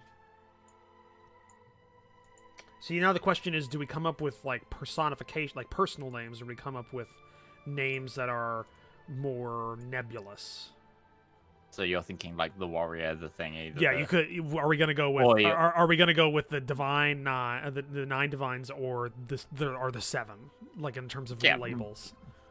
So you can Akatosh, RK. Yeah, Diana, or Talon. Father Smith, Stranger, etc. Like labels to their profession or labels to the personal. So that's the question. Or both. Giving gods names, just personally, because it's easier then to associate them in my mind. What'd you say? Because you didn't. The beginning of that sentence was cut off. I prefer naming gods because it gives me it lets me associate them easier with what they are, or what they do. Like I've always preferred like, okay, there's 9 divines, but they all have a name, which makes it a lot easier for me to actually associate them instead of being like, Akatosh isn't called Akatosh, he's just called the dragon god, and I'm like, okay, cool, I know what he is, but what does he do? Okay, so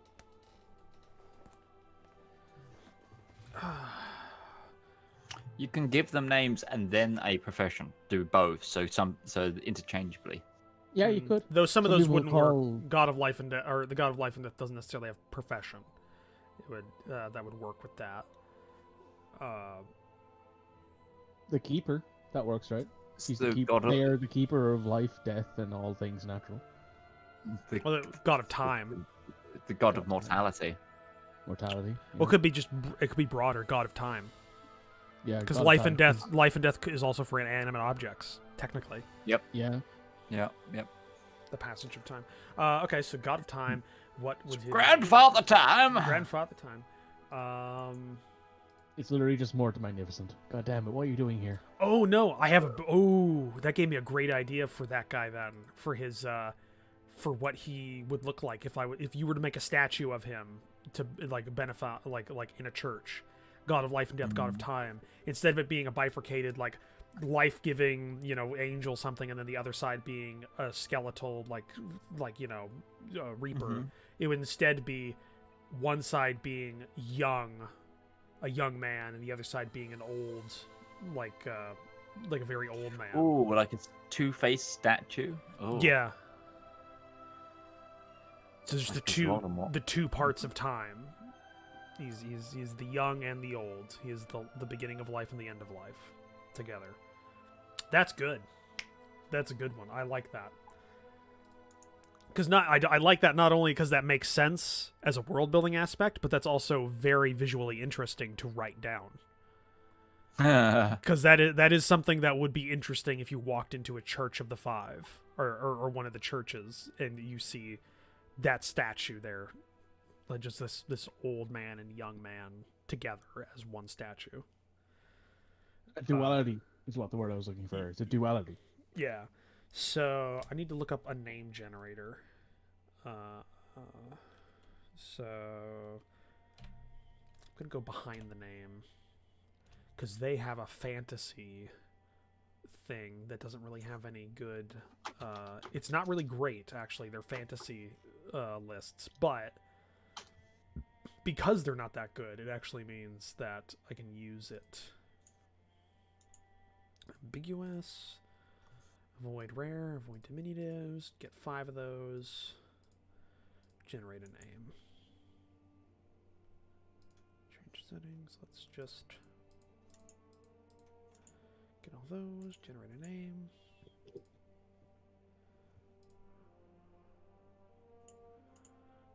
Okay.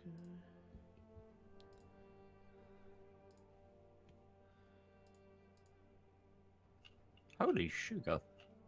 On Roll for Fantasy, they actually have an army formation creator. Oh yeah. Yeah.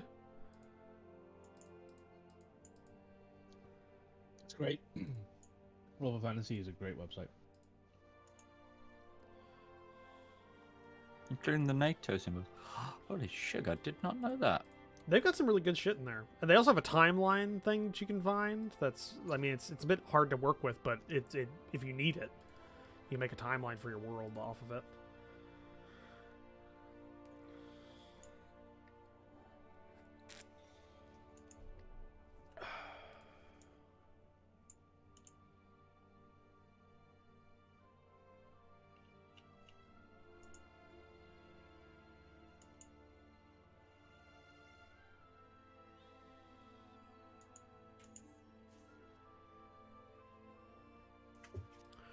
I like that.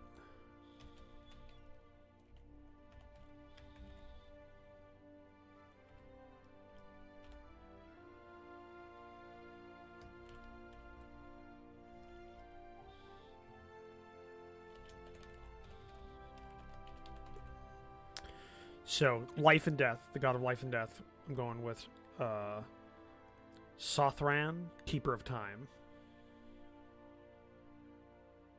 I like that. It's pretty good. I like the way it rolls. Sothran, Keeper of Time. You can imagine some narrator like narrating that in like a book. That does. Yeah, that sounds really good, Roach. Well done. Yeah, that one's good. Don't thank me. Thank thank behind the names random renamer function, because that was one of the names they came up with.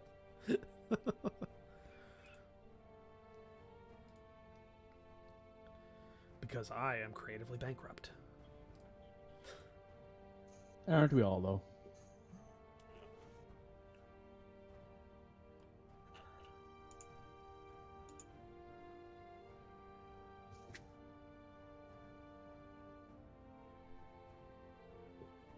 All right. Nature. That's always one that's been sort of like on teeter for me. Like nature has always felt like a weirder domain. Well, I'm bypassing that for right now. Okay, I think I got one for wisdom and knowledge. I think so.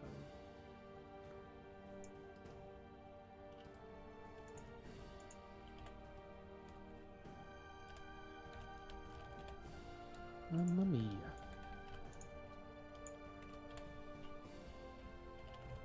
How about Liao, the great curator for wisdom and knowledge? Liao? Pronounced is it Liao? Yeah.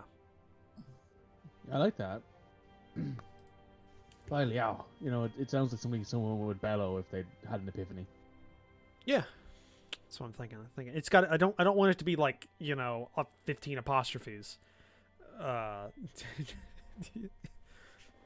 Is that you calling me out, you fucker? No, that was actually me more calling out like J.R.R. Tolkien, because some of his shit is. I thought you were calling me out there for a second. The Silmarillion. Okay. I mean, like Lord of the Rings is a masterpiece of fantasy and should definitely be considered such. But the Silmarillion is a history book guised as a fantasy novel. Like, it's his history of the world is super difficult. It's super dense. So it's hard to. So I'm trying to avoid like also it's a thing that actually is a problem for world building in fantasy. People like going to like when they try and make something sound like fantastical, they use a lot of syllables to kind of make that work.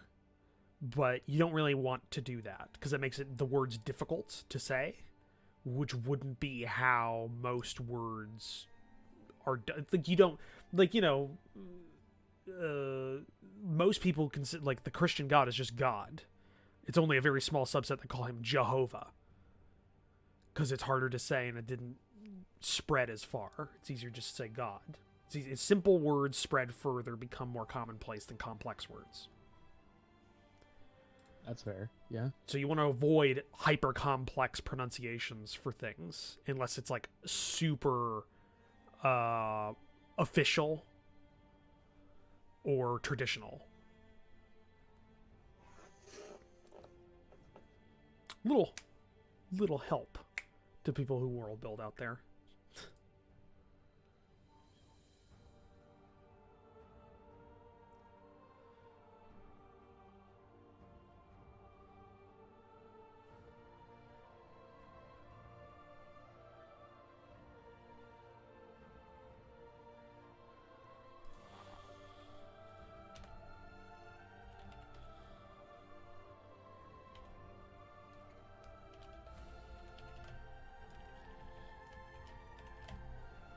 I think the labor one, I'm going with Icane the Smith.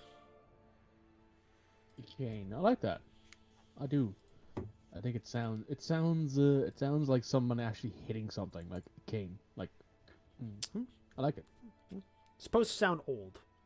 All these names, because these are ancient.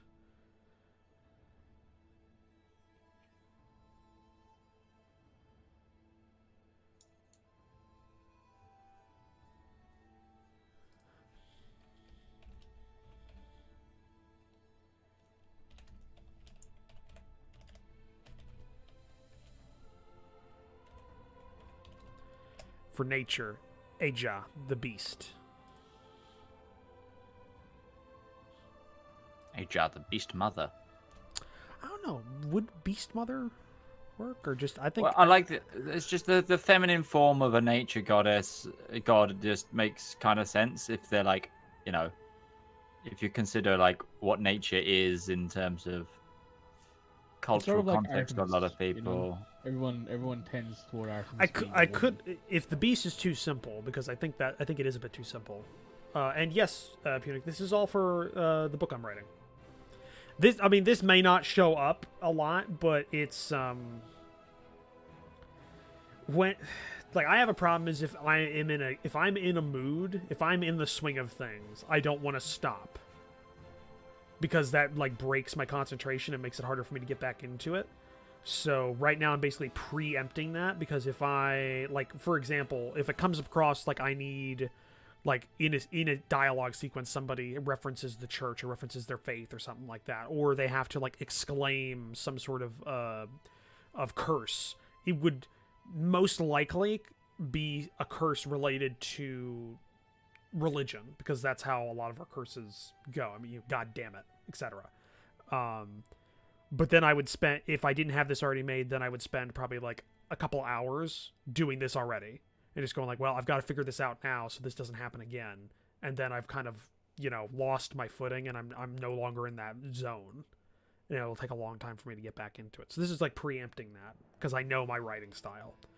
Like when I'm in the zone, I can knock stuff out pretty quick, because I think I knocked out the episode 4's Kaiserreich radio script in like 2 days because I was in the zone. But there was a preemptive phase where I was doing like, I think it was a week's worth of like pre-writing and setting everything up, and then I was able to just write it all out. Wasn't that right, Midge? Like it didn't take, the episode 4 happened a lot. I think quicker. so, yeah. Yeah, because we had a lot more, because there was like 4 planning sessions, and then you went, I'm done. I was like, well, okay. Because I realized the first one is I took a lot of time when I ran out of like, I needed to figure something out world building wise, and I took time out of the writing to work it out and then write again. But when I'm in the zone, I can do it. So yeah, this is all for. So yeah, Punic, this is all for the book, just because I want to get it done and ready as a reference document, so that I can reference it when I need to. But going back to it, Asia the Beast, maybe go. Maybe the Celestial Beast as their moniker. Maybe. That kind of feels too long.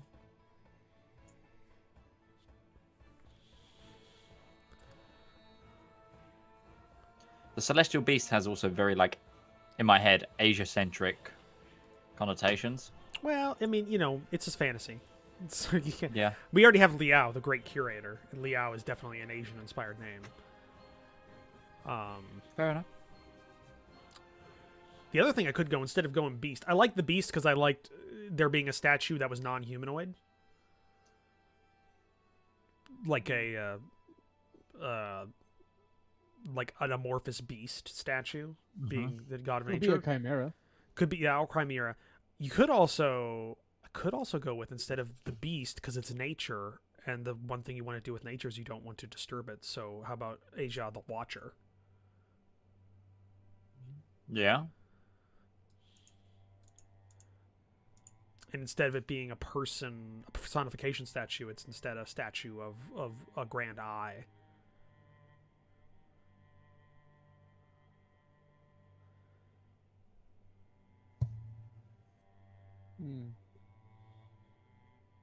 Does that sound? Does that work, or is that? I'm thinking. It's a fantasy setting, so we gotta put it. It's a fantasy setting, low magic, but thinking about this church 200, 300 years before the story is set, could you see one of the 5 deities inside of like a D&D world church being this like a grand eye, and they call it it's Aja the Watcher, and druids worship them. Yeah, it does work. It works, so it's moved past there, and it's one of the older ones. So yeah, I could see that. So I'm gonna go with the Watcher. I think the Watcher's better than the Beast. Even though I do like the idea of it being a chimeric statue. But okay, so Aja the Watcher. It's now just a statue of beholders. Yeah. Oh yeah. god. Well, I was actually thinking instead of being a grand eye, it could just be a whole bunch of eyes. Like the old-fashioned Christian church. That angel. Just a big Oh. old Yeah. wheel full of eyes. Yeah. it Mikey, I have a question for Elendor. Do you have a name for the organized Bahamutian faith? I think I just called them Bahamutians. I don't think I actually cool. gave them a straight-up name for it. Let me check. World Anvil. Okay,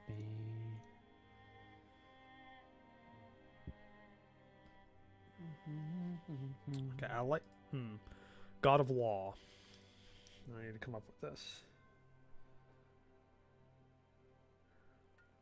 Trying to put a battery up.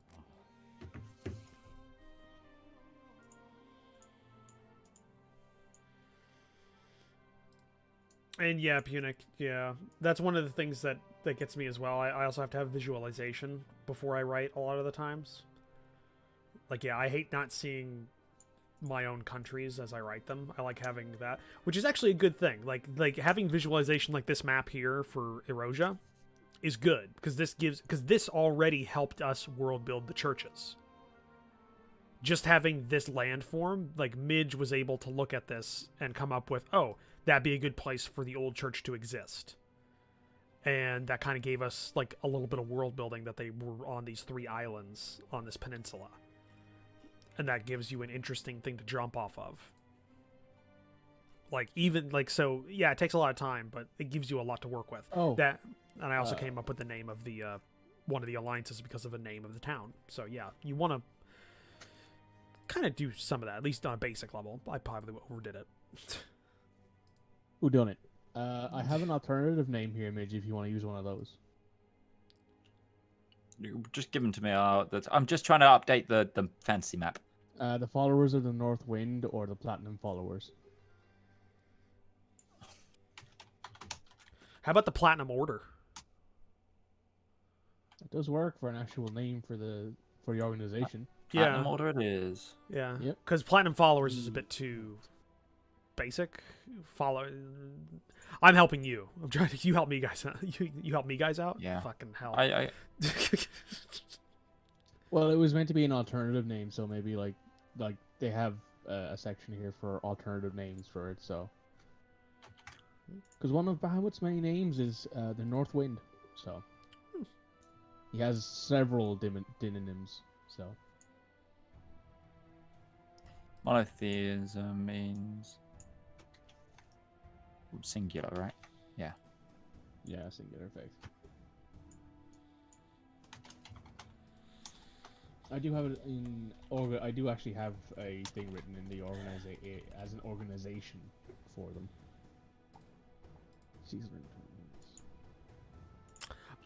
Midge. Well, yes, Midge is helping me. Because he's been here and he's helped me with the quite a bit of the world building so far. In this world, at least like a lot of the initial ideas are very helpful. Like just where the church exists, and or what was the other thing you helped me with? You helped me with a lot with the flags. Yeah. A lot of the flags, and you also helped me with the name of the organization, stuff like that. So yeah, Midge is helping me a bit. He's not doing any of the writing for the book. He's just kind of helping me work out those worlds. Like a writer's room, like a what's it called? He's somebody to bounce ideas off of. Yeah. Yeah. A So think is tank, Mikey. if you will. Yeah, think tank. Well, think tank. Either way, yeah. They're just people to bounce ideas off of. That's also why I'm live streaming it, to bounce ideas off of you guys in the chat when I need it. That helps a lot. Like it's a very good way of writing or world building is to have somebody else just kind of work with. So yeah, and Midge is also working on concurrently his own world building project, where he, Mikey, and is anybody else writing for it? Yeah, there's a few. Every now and then people poke in, but it's mainly me and Mikey. But it's a community world building project over in my Discord. Always nice, but I stream on Wednesdays. You want advice from a 16-year-old? I started world building when I was 2 years younger than you. I'm not going to say my ideas were great, but I like Sleeping I Giants. look back on some of the things I wrote when I was like 10, and I'm like, what the fuck? Yeah, was I think? the idea for Sleeping Giants Reborn as a setting started when I was your age, Punic. Never too early to start writing. Oh yeah. I mean, it's definitely sometimes it is too early to publish, but it's definitely not too early to write. Yeah, yeah. Because you can post stuff on the internet whenever you want to under a pseudonym or a false name or something like that, and just kind of put it out there and never have to worry about it again, like I've done before, which nobody will see. I'm gonna go about rewriting the opening front page of the website that our world building project's on. Oh, World Anvil, by the way. Yeah. For the God of Law, I think I'm going with Yeem. Or Yeem. I'm trying to go with non-gendered names. You see, the way you sound that, it almost makes you sound like you're saying yeet 'em. Oh no, it makes me think of Yevo from Futurama. Okay, we'll go with something else then. Like, wait, no. Which is that giant beholder thing with the genitals. Yeah. Yes. Jesus. I don't like that name for those appendages. That What name is genitals? a big no, sir.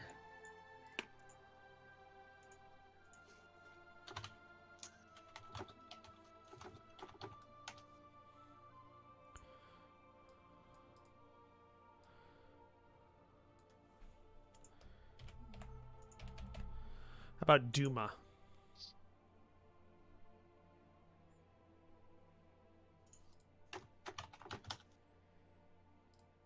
Duma. Isn't the Duma the Russian assembly? Oh, this is spelled Dumah.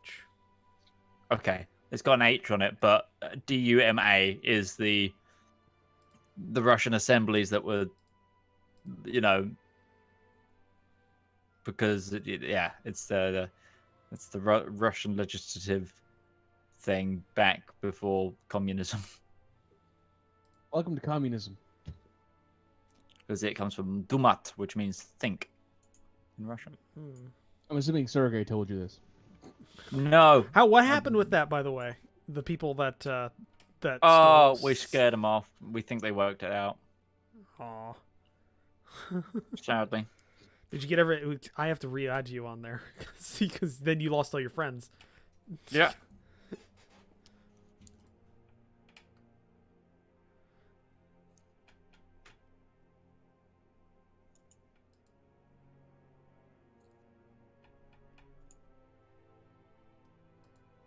I'm trying to look for a decent net worth.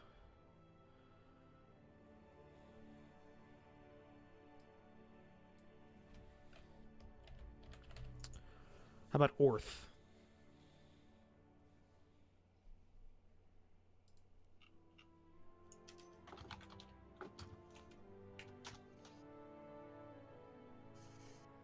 Does Orth work as the god of law?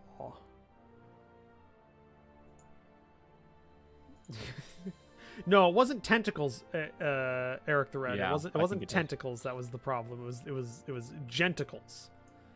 That was the word I didn't like. Not tentacles. Oh yeah, what were you saying, Mitch? Sorry. I think it works. Orth. Oh, Okay. Yeah. Now the moniker. Orth, god of law. What is his? Those things. We have the keeper of time, the watcher, the great curator, and the smith. And then the god of law. What would he be? Or they be?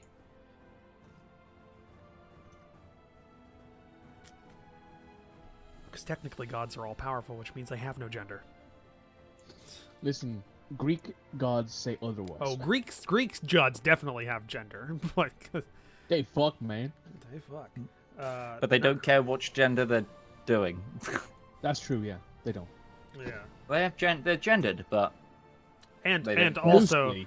Very also loosely some gendered. of them also I think at points in stories change their gender, don't they? Or is that am I think thinking so, of yeah. or am I thinking of Loki?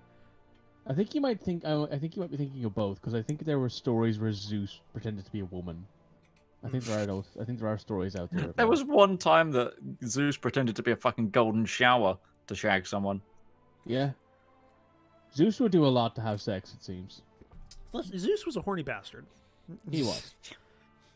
I mean, Hades literally actually- the entire pantheon was just created from him, and I guess at some point he just didn't want to do incest anymore. I guess. Yeah. But like, Hades has it like where him, Poseidon, and Hades are all brothers. So like, Zeus is the oldest, and it's Poseidon, then it's Hades, I think. Hmm. And then like all the other gods are descendant of those three. Hmm. So like, I think Hermes is the descendant of Zeus. I think there's one who's descendant of Poseidon, and there's another one who's a descendant of Ares. 'Cause Ares is in it too, funnily enough. He's one of the better gods, I think. But it's a very fun game, and it's quite cheap on Steam. I'd recommend it.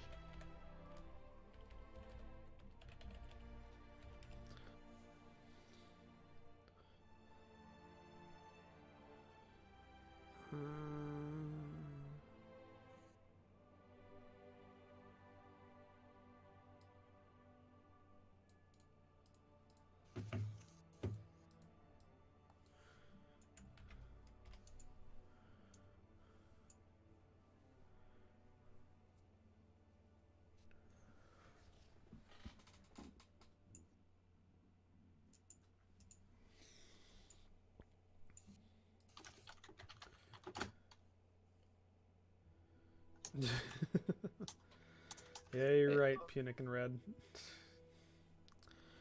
Yeah, Hades got the worst of the Greek deal of the Greek pantheon. Though the thing is that a lot of people think Hades. He's not and- even evil. Yeah, that's That's the thing. gods of death get the worst like break, but a lot of the old pantheons didn't have evil gods of death. They just the Oh gods yeah, of death Zeus were. isn't an evil guy. He's just the guy No, who ended Zeus up is getting- definitely an evil. Zeus Yeah, is the evil Zeus- guy. Yeah, Zeus Hades is evil. Hades, on the other hand, Yeah, he's a poor, unfortunate soul. yeah. Well, He's got the hardest job as well. Yeah, Yeah. like Hades, like a lot of the gods of death, even like the modern incarnation of like death being just this reaper, I don't think is evil, in a sense. Yeah, there's someone who does like comics on Twitter of Don't like I know them? Don't of, please. and oh I my god, cry so much with those ones. I cry so much as well, man. I can't help it. There's- Share. I'll see if But- I can find them. But like most gods of death are more just like gods of transitioning between life and death. They bring you to the afterlife, whatever that may be. They're not the ones that put you there. Technically, you could make an argument that the current like god of Christianity is technically evil, given the fact that he does put people. Well, that's what's it called? That's what's the book where Lucifer's the protagonist? Paradise Lost, isn't it? Paradise Lost. I have no idea. Though I will say, like, because that's an argument like Matt Dillahunty makes, because I'm an atheist, so of course I've watched him. Where like Yeah. where he says as a part of like an argument, like of like whether or not you should worship God or whether or not God is evil, is if God is all knowing and therefore is also omnipotent, then he knows your decisions before they happen. He also he knows that. So he knows before anything happens whether or not you're going to believe in him or not.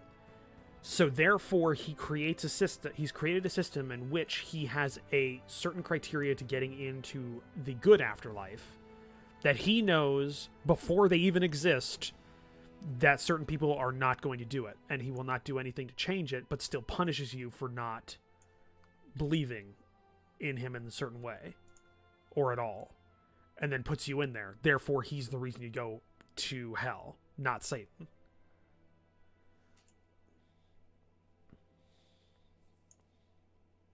And also, technically, that also means since he's omnipotent, that he knew beforehand that Satan was going to betray him. Therefore, he's also the ultimate reason why Satan betrayed him and went to hell. Therefore, he created Satan and evil.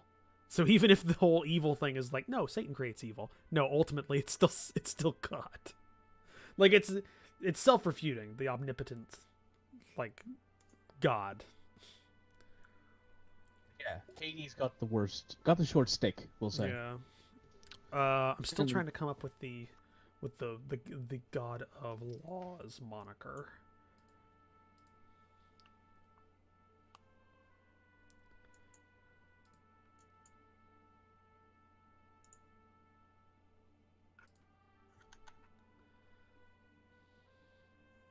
The Great Leveler? I don't know. I'm trying to think.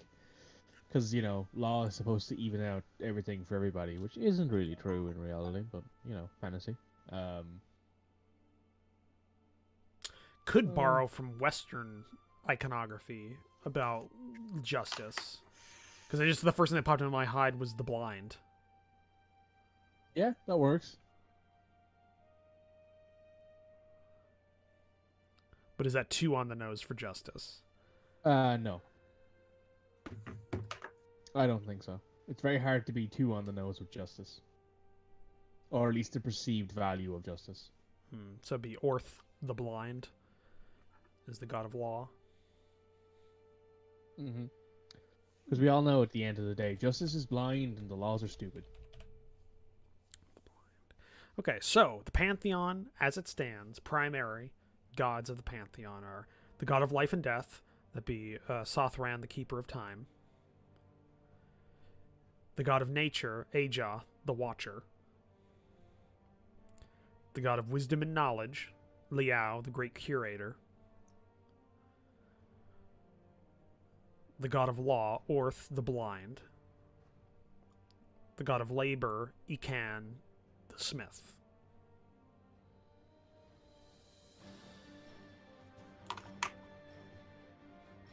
like I think it. I think like that it a works. lot. Yeah, Yeah. that's pretty. That's a nice condensed gods of the pantheon.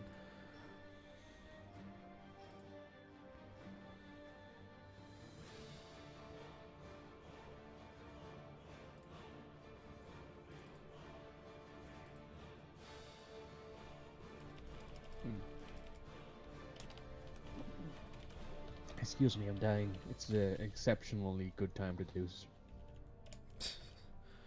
Gods and religion. God, Okay. those comics are dark. Oh yeah. They're Oh, did you also just read them? exceptionally sad. Oh my gosh. They're super sad. Oh my god, I need to go look at like kittens and stuff The now for a worst- little while. The worst one for me is the one about the bird. Oh yeah. Yeah. Oh gosh, but it's for a good meaning. So like, No, Right. yeah, I like that it's made for a good reason. It's not just made to pull your heart. Well, I mean, it is made to pull your heart, but they actually like it's always a message behind it. Yeah. But yeah, Like the- everyone is like, "Hey, don't be a dick to animals." yeah, Asshole. the bird But, you one know. broke me. Like I literally bird that one, yeah. that broke me for the day. Like I was not happy the rest of the day on that one just because Oh man, I love 'cause that birds, happens. And and it's so bad. I'm so bad. I do Oh. love birds, man. It's one of the few things where I'm like. That's why I assholes know who I don't can't look have a after bird. birds. Like Yeah. I like birds like in general, yeah, funny, cool, everything like that, but I couldn't handle a bird like as a pet. Like no, definitely not. Like too loud, That's why too I. much. That's why I've never thought about getting a bird. I've always wanted a bird, but I know that if I got one, I'd go insane. And it's And they not don't fair deserve to the that. bird for that. Yeah. They Yeah, don't it's deserve not. That's not fair to the bird. Yeah. So that's that, yeah. I'm gonna go I gotta use a bio break, so I'll be right back. Everybody on stream enjoy Midge and Mikey while and also the CK2 Stop putting soundtrack. Stop putting the onus on us, man. God damn it. I mean, we do this already, so Yeah, that's true. okay. So I think I've updated all the religions on the map. I'm going to share my screen with you. I don't know if we already did this, but I know we changed a few of the names in the triumvirate of the.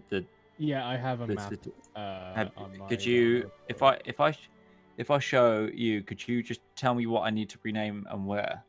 Sure, I have the continent of Solarum, and I have it all Because updated with all the stuff I need. once I've got this. Okay, so wait. Oh no, sorry, this isn't the most update one. Let me pull up Asgard's map generator. Yeah, because that's what I want. I want to update the one in the file after yeah, this. yeah. Because I've changed so many things. Like we've got a whole new nation. Yeah, I've changed so many things as well. There's been a lot of change. So Triumvirate. Let's start at the south, shall we? I know we changed You have Casa Vetra, that's right. Castra or Castle. It's Castra. It's Castra Okay. Vetra, that's right. The city on the right, the one that's named Stapton, Uh-huh. that should be changed to the Vesti. So the Vesti. Okay, The- I'm back. Like that. No I. No, there's no I at the end. So it's The vague, Veste. Perfect. The Veste, yeah. And then the one on the left should be named Nisus. So it's Nice Us. So it's Nisus. Okay. NAI SSUS. An AI. Yeah. SSU. S. Nessus. Naim Nastus. You have alright, so Hill Tunnery should be renamed to Dustry. Spell it. Dustery. I misspelled religion. That's a problem. Dustery. Yes. Paxaluna, that's right. Those are right. Shalaxonry, the one that's to like above Paxaluna, Yeah. that should be Cibalae. Do it again. Cibalae. To everybody listening, they're doing some stuff for their communal world building project. Yeah, we're So trying to get the Guntiem, map. I'm trying to update Quilla- the map properly. So Guntiem and Quilla, they're right. Miss Camia, that one there, that's sort of like in the mountains. That should be Nipti, Nepte.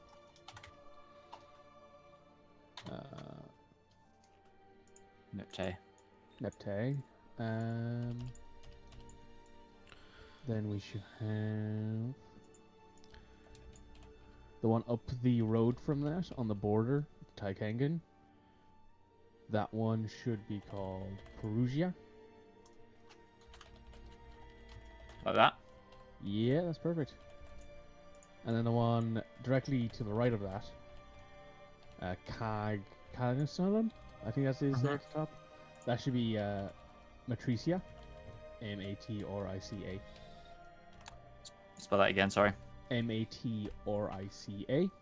Matrica. CA. Perfect. Punic, Midgeman and Mikey, they're the world they're building is, I think, in theory for D&D. Yes, it's for Yes. any sort of fantasy style thing.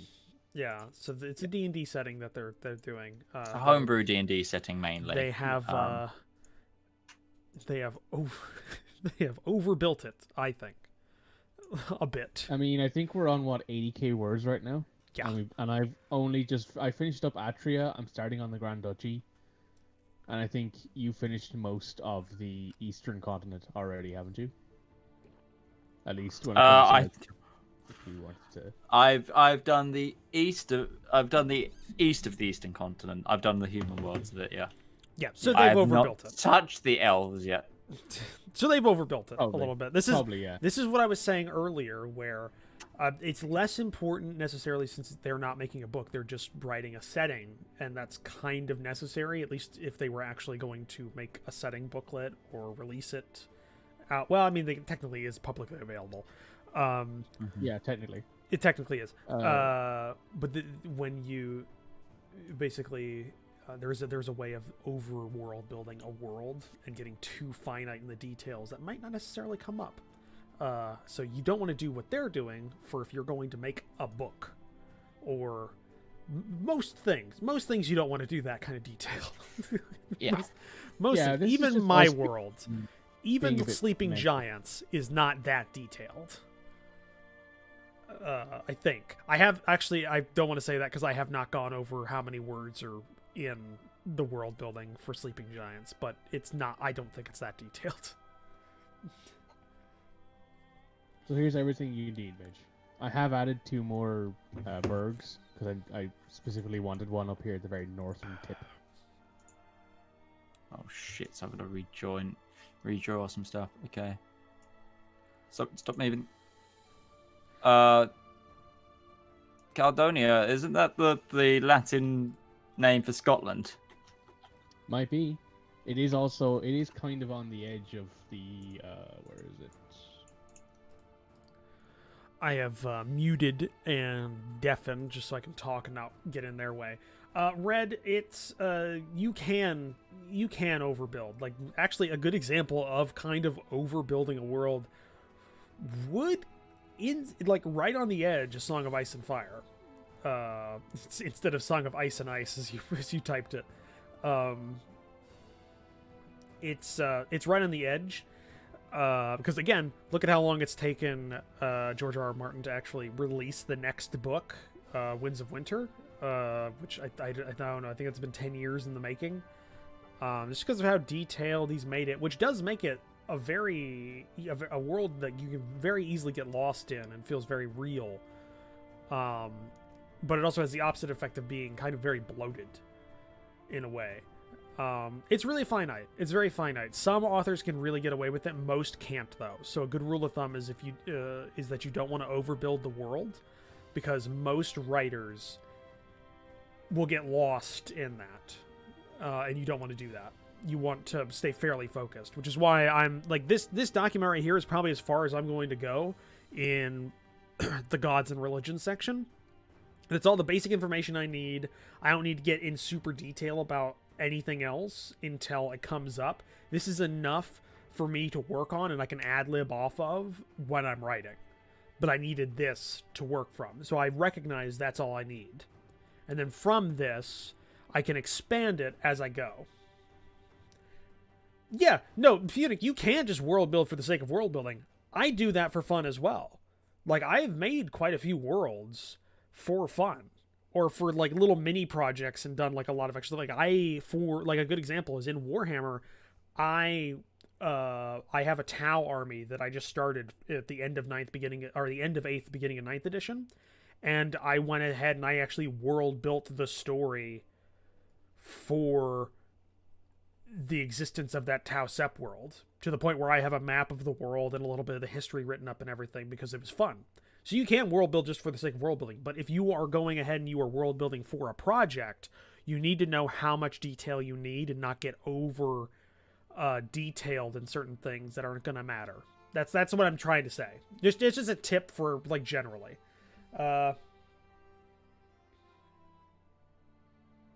Yeah, no, Red. Yeah, he had to drop some plots. Yeah, Andy had to split one book in half.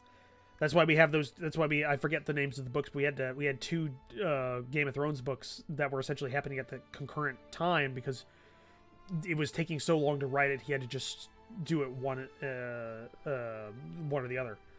I'm just gonna check and see if Midge and them are done. No, their streams are still up, so because they're streaming to each other on Discord. So I'm gonna keep talking.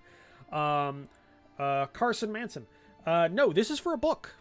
I am writing a fantasy novel, and I can bring up I'm writing a fantasy novel. This is the map we made on stream over the last 9 streams.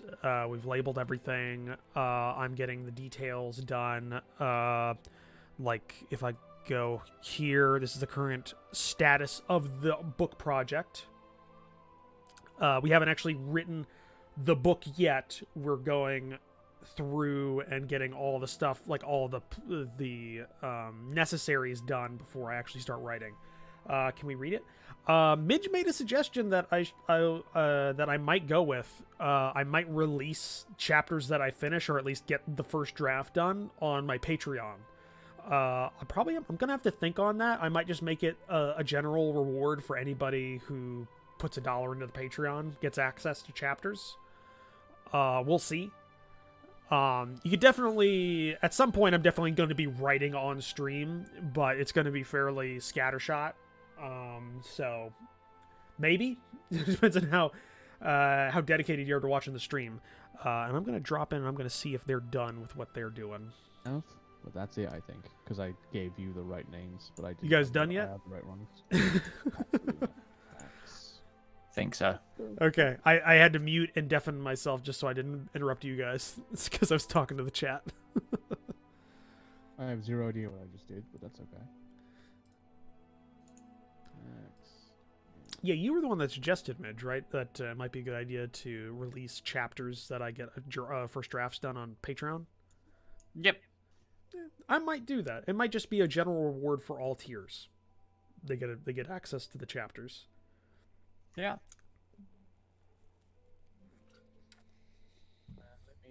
Hey, Carlson. My stream. Stop streaming. Perfect. Okay, so yeah, like I was saying while I was muted because I didn't want to interrupt you guys. I think I'm done with the religion part of this because I think this is all I need to then ad-lib off of if it comes up. Like, the only thing I can think of is if I created, like, a list of swears that relate somehow to the gods. Hmm.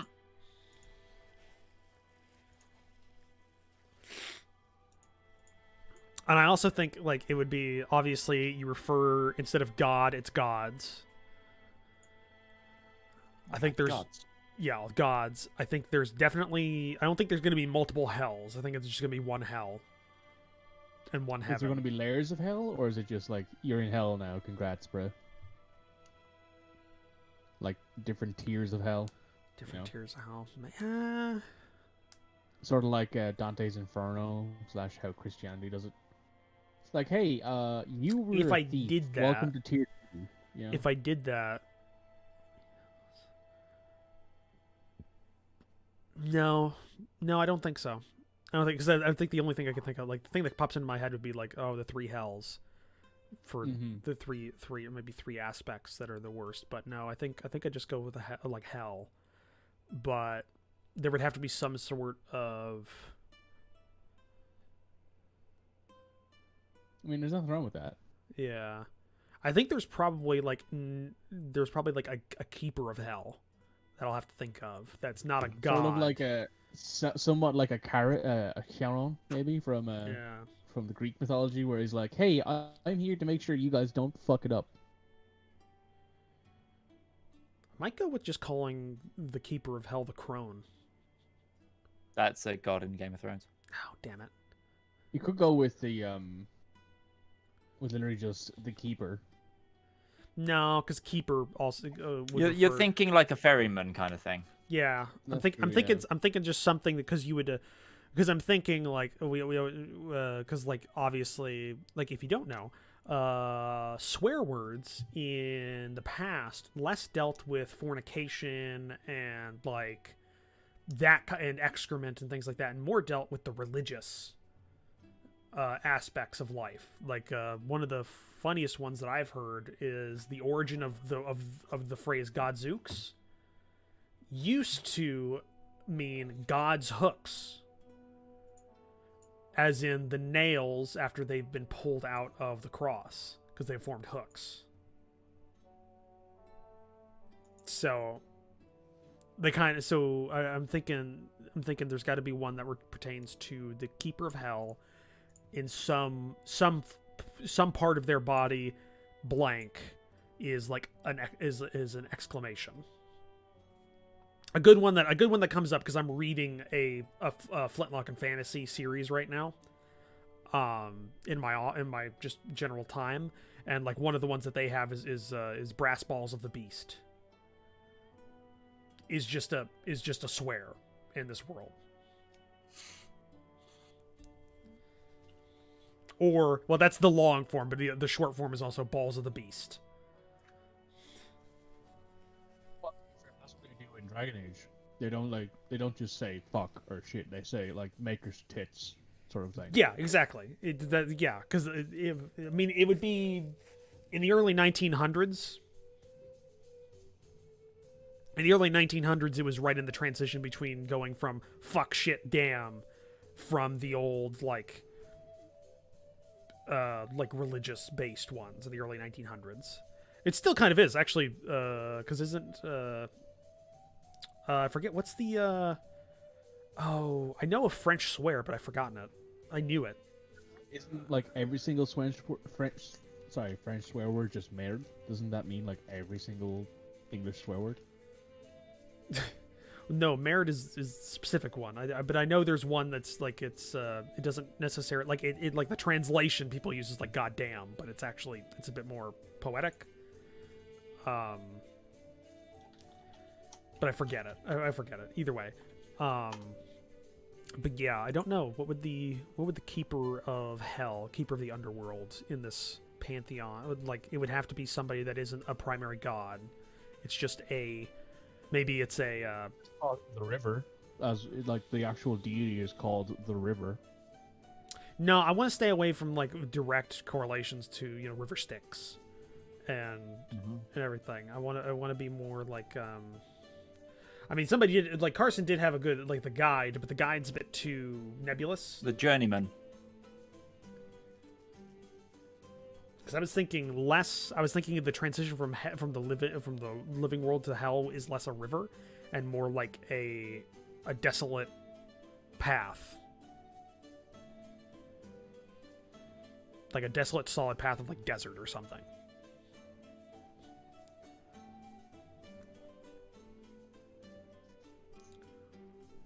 The kinsman?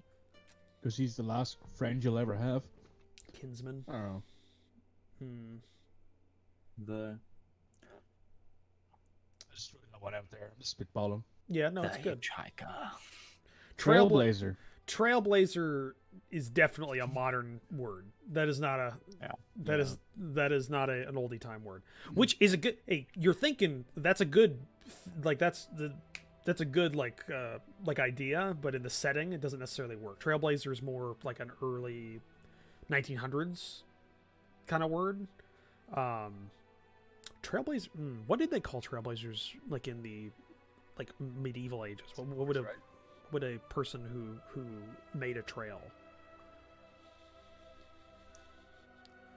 I don't know. For Trailblazer.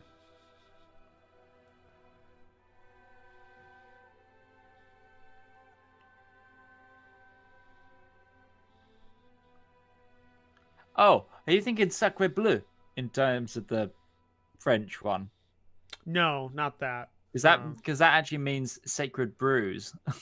Oh, yeah. Well, actually, that does kind of work. That wasn't what I was thinking of, but yeah, a lot of the French ones are much more religious based in terms of their insult, in terms of their like their curse words. Yeah. Yeah. Sacre Bleu. Yeah, Sacred Pathfinder. brews. I think you're right. I think Pathfinder would be Trailblazer in Holy Time. Yeah.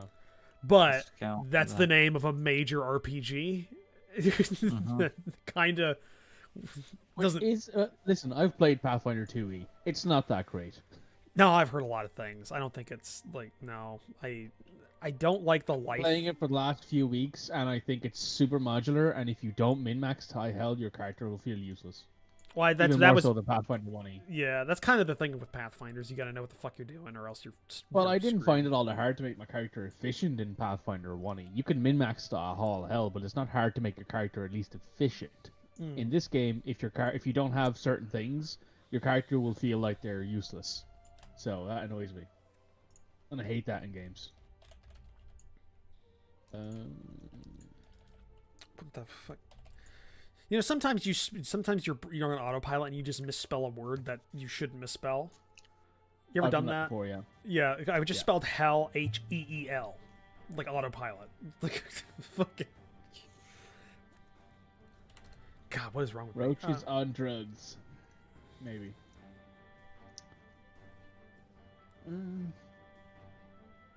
Ranger. It's got to be foreboding in some way. The Ranger doesn't necessarily sound as foreboding. Oh, they used to call him the Bushwhacker. The Bushwick. Check it out. Sorry. Pioneer. Pioneer. The Spearhead. That's a good one. The Spearhead. I'm gonna go to the thesaurus. What would a guide? I have a thesaurus. Is what I have open right now. I'm looking for guide, like one or a synonym of guides, because I like guide, but I think it's too basic. So Escort. Courier would be a little bit too like on the nose. Chaperone, that's a bit too fancy, I think. Confidant, it's a bit too fancy yet again. yeah, Guru, that's an interesting one. Cicerone, is that how you pronounce it? Cicerone. Ooh, Cicerone. how about the Vanguard? The Vanguard's a good one. What? I do like me a good Vanguard. Yeah, how about Vanguard? The Vanguard of Hell. Yeah, It's very he's militaristic. actually a super nice guy. He's just like I don't know. I mean, it can be. None of the other gods have been very militaristic, but I mean, the Vanguard of Hell could be like that's a. I don't know. I think that kind of sounds like a. I mean, I'm assuming in this world there are people who've like brought people back from the dead with magic, or at least like saved them. No, from actually, dying. that's one of the aspects of the magic in the world is there's no healing. Ah, It's very. So, yeah. 'cause- never mind. Because I was about to say maybe there's some people who've like met him and come back because they were on the very edge of going or something. Maybe, You but no, I was thinking more like he could be called the Vanguard because he's ahead of it. He's the sign, and like there could be stories of I think it could come about because like maybe there's a story in the creation myth of a Vanguard riding Doesn't through he a double as a battlefield. warden? Yeah, that makes sense. I could see him riding through a battlefield, picking up the souls of the damned. He's the Vanguard before death. Would they bring death if they're called the Vanguard. What tone will this book take? Tone, like, this is a all right, because there are a couple of new people here, because Carson and Punic haven't been here before. The book is set in a world that is a low fantasy. Like, well, is it low fantasy, Mitch? Like, magic does exist and has a direct impact. Great. That's a perfect word to use. It's the Valkyrie leading the souls of the damned off battlefields. Yeah, That's so exactly what a Valkyrie is. But that's directly related to Norse mythology. North mythology. I like the Vanguard. I like it has a two-tone meaning. The Vanguard is somebody who is a individual that brings the souls of the damned through the desolate path to hell, and is the vanguard of the god of death who judges the souls. When you see the Vanguard, you know death is coming. It's like a two-part area on the myth. Does that work, or would they just be separate? I'm kind of thinking. So that's the correct understanding of what this character is. They are essentially a Valkyrie. Yeah. I'm gonna stick with Vanguard. I think the Vanguard is good. I think the Now the question is what are they going to look like? Because you can't have them look like a Valkyrie, and you can't have them look like Death, because then you're just poaching, like super poaching. well, Death I think is a little bit not like super specific. I think you can't just have I somebody like Death. I don't Reaper, think I guess. anyone has A copyright on the death on Death. On the Reaper, sorry, Yeah. not Death, the Reaper. The Reaper. is No, what I would think the meant to say. Vanguard would just be this. I think the Vanguard is a, like if I'm spitballing here. It's not really ever going to come up, at least as far as I know, like specific wise. But I think. By the way, I just came up with an exclamation that involves the Vanguard. The Vanguard's sword. I think that works. Yeah, it does. Yeah, Vanguard sword. But the Vanguard, I don't know, maybe a stereotypical soldier. His direct, like, what he looks like varies between cultures. Like, specific cultures. Like Algan, view him as a standard, like, medieval Algan, like, knight. But he's riding a horse. Would it be like a horse of shadow or a skeletal horse, maybe? That's like if Spectral you ever horse. played Darksiders 2, you have look not. like Death's horse. Maybe a spectral it's a horse. great Maybe game. just a spectral horse. It's a great game. Cold Steel the Vanguard. That's a good one. I like that, Carson. Cold Steel the Vanguard. Yeah. That's a good one. That's Cold like Steel is the name of the horse. no. I just think the Cold Steel would just be because it's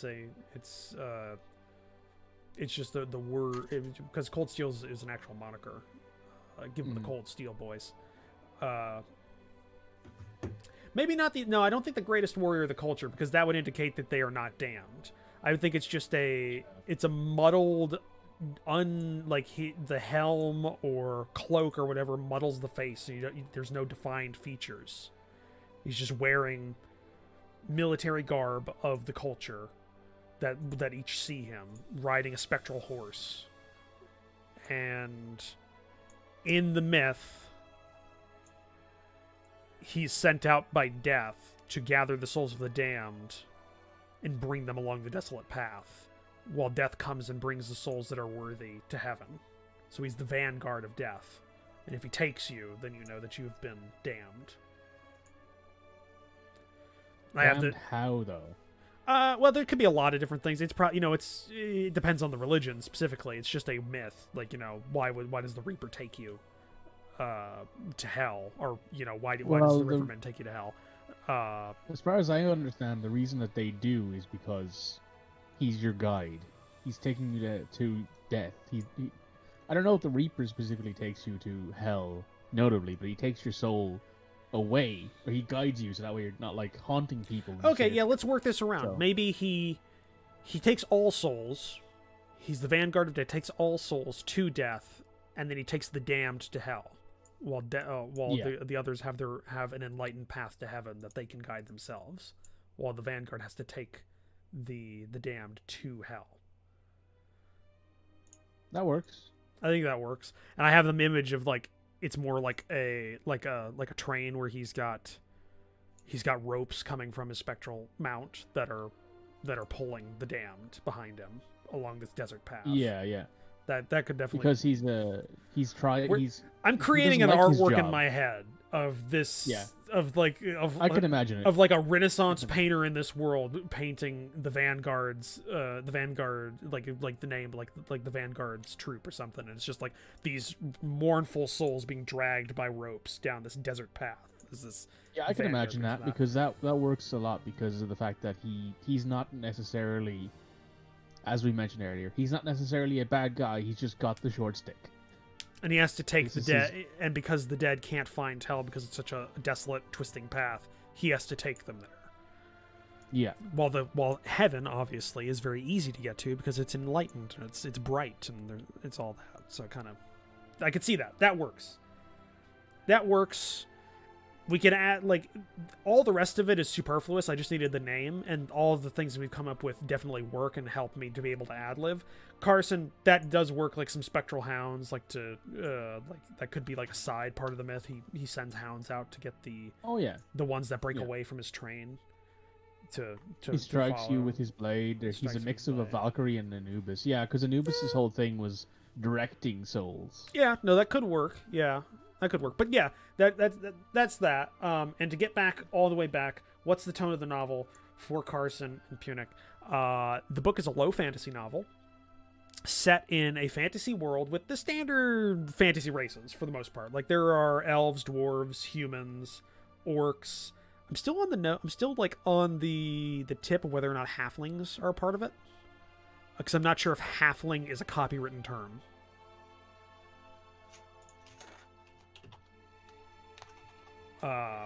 But all those races exist, and the various half parts of those races. Halfling isn't a copywritten term. Hobbit is. Okay, so that's why D&D uses halfling. Okay, and not hobbit. Well, it's hard to tell what D&D copyrights or not, because I know some spells are copywritten and some aren't, and things. But either way, Dragonborn are copyrighted directly to Wizards of the Coast, which is why you never see Dragonborn in any other system. Yeah, which is also why they're not mine. But there's but it's a standard fantasy setting with the standard fantasy races for the most part. But instead of it's low magic, but instead of it being in the normal like quasi medieval fantasy setting, it's in a early 1900s technological setting. I'm thinking like early 1900s, like 1905, 1910 kind of bracket. In terms of technology, right at the cusp of a major, essentially world war.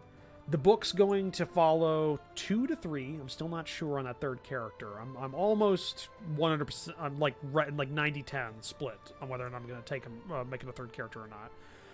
Through their experiences through this war, and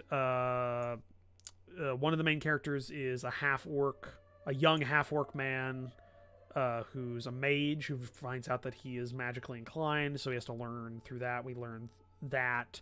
The other one's a moderate level or a mid-level officer, or mid to high-level officer, and if we have a third, it's going to be a low-level kind of grunt. Yeah, there'll be guns and gunpowder. It's like 1900s. There's definitely guns. There's definitely gunpowder. There's machine guns, artillery, all that. The book's mostly going to follow, like, the theme of this book is going to be like emergence, like or finding oneself, because the main character, like the half-orc, who's like the main character of the 3 or 2, is basically learning who he is through this conflict and through all this. Yeah, Carson, that's the point, is if I have a third one, it's going to be somebody who can show what the battle's like from the front lines, because Kurz, the half-orc, the half-orc mage, wouldn't necessarily be on the front lines all the time. He'd be dealing with more specific things, and he'll definitely have combat sequences. But I do want to have a sense of like of trench warfare, which this would be. So that's kind of what that's going to be. It's low magic. Magic exists. Curse is a mage, but magic is very it's codified. I'm not going for a very nebulous magical system in this setting. I want it to have some really hard limits to it, I think is what I'm saying. So yeah, that's where like the setting is, and I just realized CK2's music is done. So oh hey, look, CK3's music just got put up. Wow, that's a lot less. That's a lot shorter, from an hour and a half to 30 minutes. Well, oh well, we'll put it on.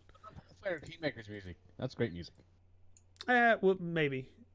I'll look and see if that's on there. Hey, Ryan Simpson. Hello, Mr. Simpson.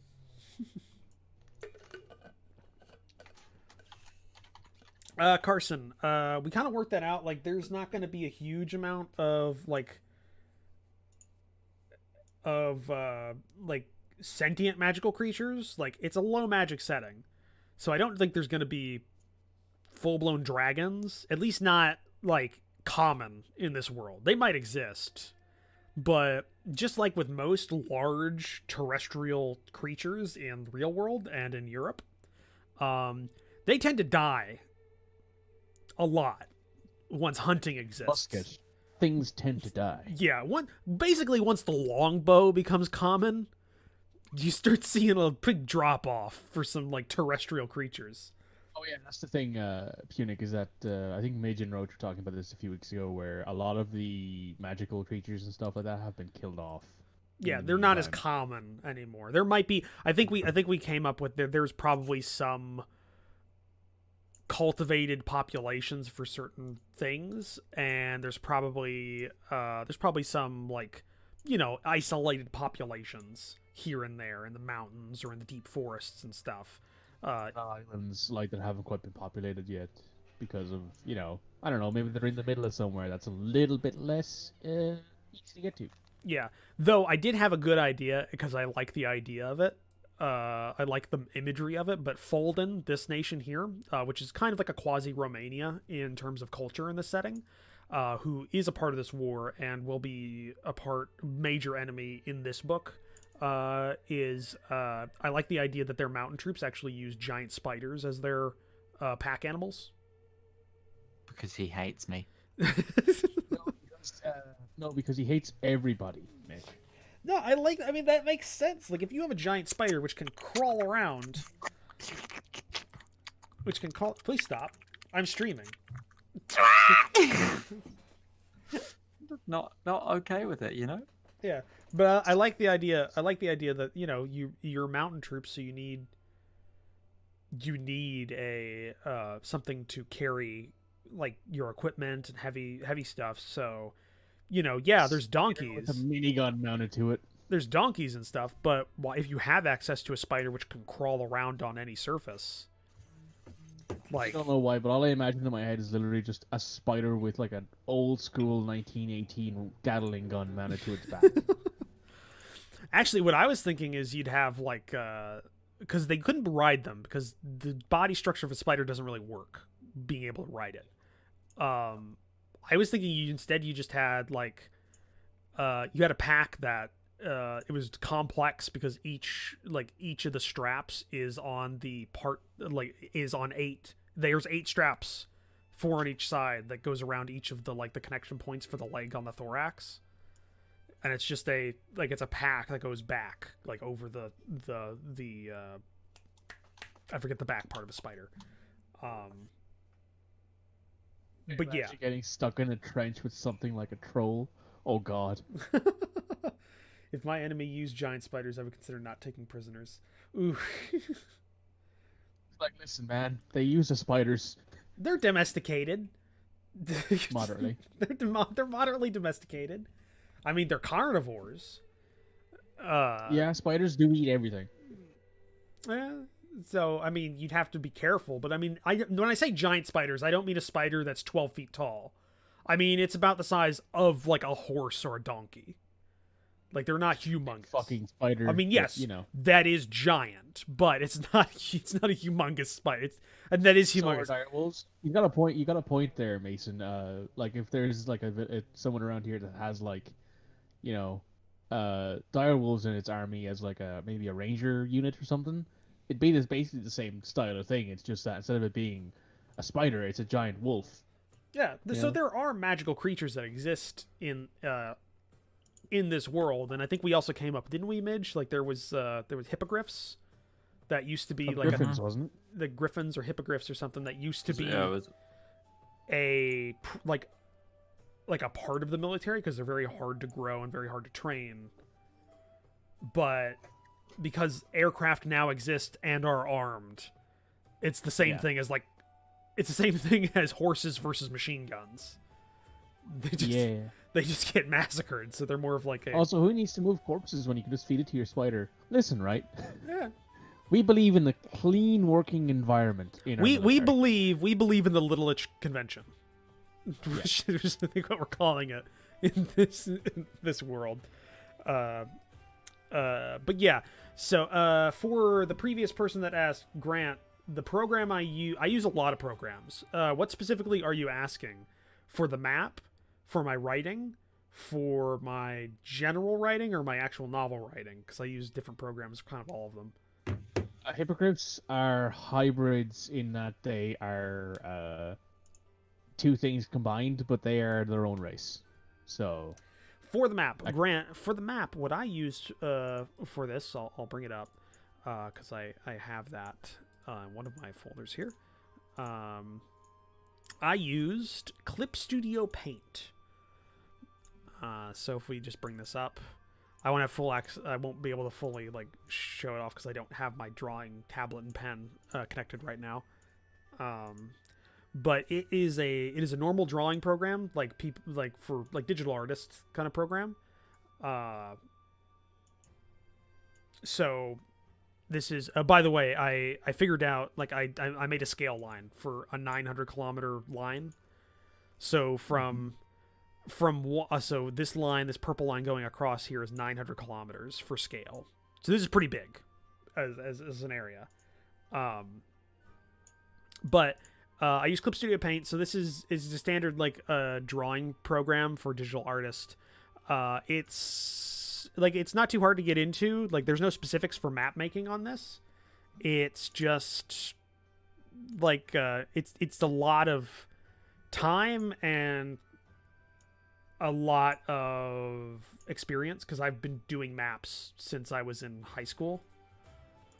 And even then, I've kind of fucked up on a couple of this thing. Like this peninsula up here and this peninsula down here are kind of odd in their shape. There's like ocean currents wouldn't necessarily make them look like this. But either way, so yeah, this is a Atlas style. If we go here, like I have this little thing I've made that gives me all of my contour line colors. It's pretty simple. I use a drawing program, or I use a drawing tablet and pen, which is the Huron 910 or something like that. I don't know. It's their largest one that does not have a screen on it. So it was like $60 or something like that. So if it's not as good as a Cintiq or anything like that, but it's what I need it for. It's everything I need. So that's what I use for the map, and I use for the maps I've been making recently. I use this program. Before that, I used a lot of other programs like Pro Fantasy, like Campaign Cartographer or Fractal Terrains 3 for some of my other maps. For my writing program, because I can see here you said, I guess for the writing program too, I'm also a writer, but the word processors are all pretty standard. I don't use a word processor because I like having easy references, so I use Bibliosco. Bibliosco, I guess is how you pronounce it, which is a specific novel book writing software. So here I can put up like a word goal. I can even put up like how many words per day do I want to write, and if I meet or exceed that goal. I can have narrative strands, chapters, scenes, main characters, secondary characters, locations, objects, notes on all of these. all kinds of things. It's very good to like keep organized, and it's free for the basic one, but I think it's like $20 for the paid program. That also gives you like a relations, like web and timeline that you can use. Okay. Yeah, Campfire. I've seen Campfire too. That one's pretty good. Yeah. Campfire. I also World Anvil have just released their own writing software. That is true. I saw that. Which you can directly link with a World Anvil site, which is what I use for world building. I use World Anvil, and then I'm actually looking into the writing software to connect some pieces of literature that goes with my world eventually, because I have too much time on my hands. You should try writing. Make a campaign guide or something for your world. Like figure out like an area you want to flesh out and just make it. See how you. That's kind of what I'm thinking I'm gonna do with this world. Like, is essentially make, once I finished regions, do like a campaign guide for the region, and slowly release them. Yeah, like I know that's what Pathfinder did. Sorry, Pathfinder 1 did it with all of their adventure paths. They had like a player's guide. So like, here's all the shit you need as a player if you want to build your character who's from this area. So like background specific to this area. Yeah, which is what I've just done with. That's what I've just done with humans, and that's what I'm slowly doing with the cultures. I'm just giving information. Yeah. So that'd be a cool thing to do, and you can self-publish on DriveThruRPG. Yes. Yeah. And you have the Adobe suite, so you're even better off than I am in terms of making a campaign guide. The only problem I'd struggle with is art. I need to try and rope an artist in. Yeah. Well, hey, you got Madman Artist. Yeah, I know, but he's good and well established already. Hitchman's Guide to Felderwin? No, it'd be the Elendor Chronicles Part 1, The Kingdoms of the Nardafell, or The Reign of the Empire, or something like that. Or and then once I've got enough for each place, you sell them in book chronicles. So you have Longreach and Solarum, which are the two major continents, and then for reference, by the way, because Grant, you said the map was fire. If you wanted to have a high quality version of this map, hold on, let me just get my. I have a DeviantArt that burn it all down. I have a DeviantArt that I put all of my maps that I finish on here, so I'll just put that in the chat because I don't think I forbade links. Yeah, that works. Oh, can I share the Elendor Chronicles, like the main key for it? I think so. I don't think I forbade links. That might just have gone through because I'm the host. The host. stream. Yeah. Well, we'll find out. Yeah. If anyone wants to read up on the, I don't know. It went through. I think. Didn't link, but it went through. I don't see it. I literally did not see what you posted. I did. Okay. So. Links must be banned, bro. I'll send it to Roach, and Roach will have to. But that's where the map is, and that's also where all the other maps that I've done that I'm proud enough to make public have been posted.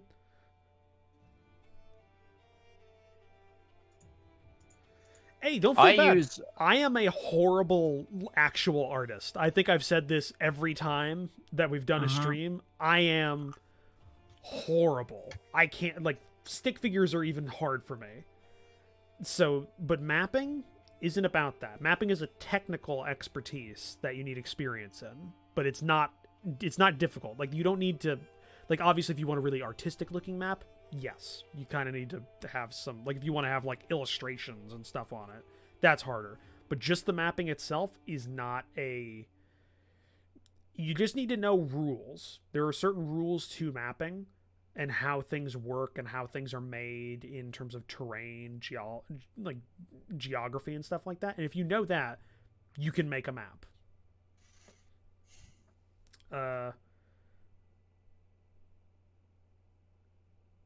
You should make a Turquoise Company reference when you write. Maybe make them Spec Ops.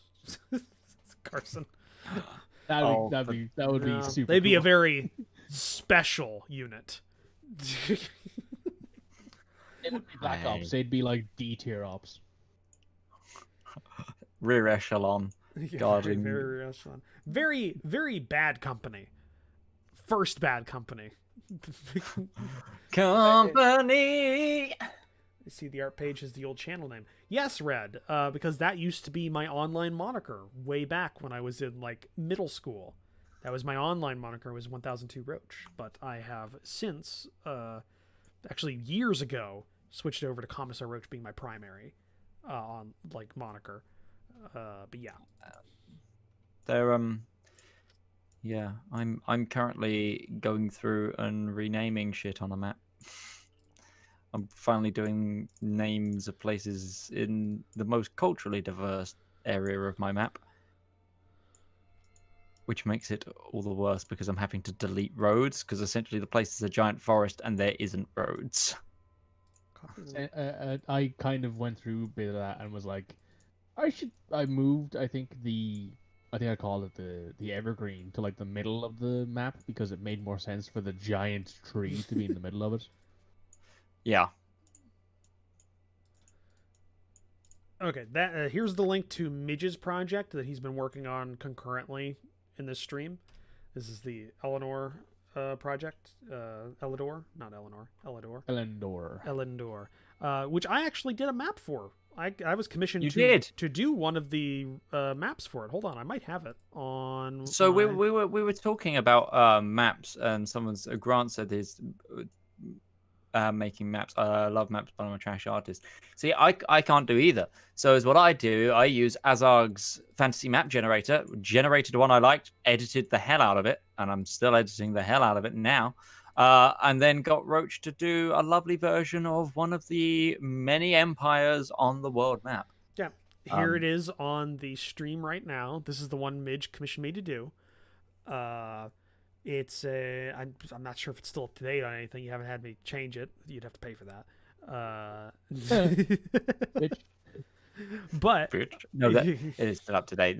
I gave you that to do because it's finished area. Yeah, that region was finished. Yeah.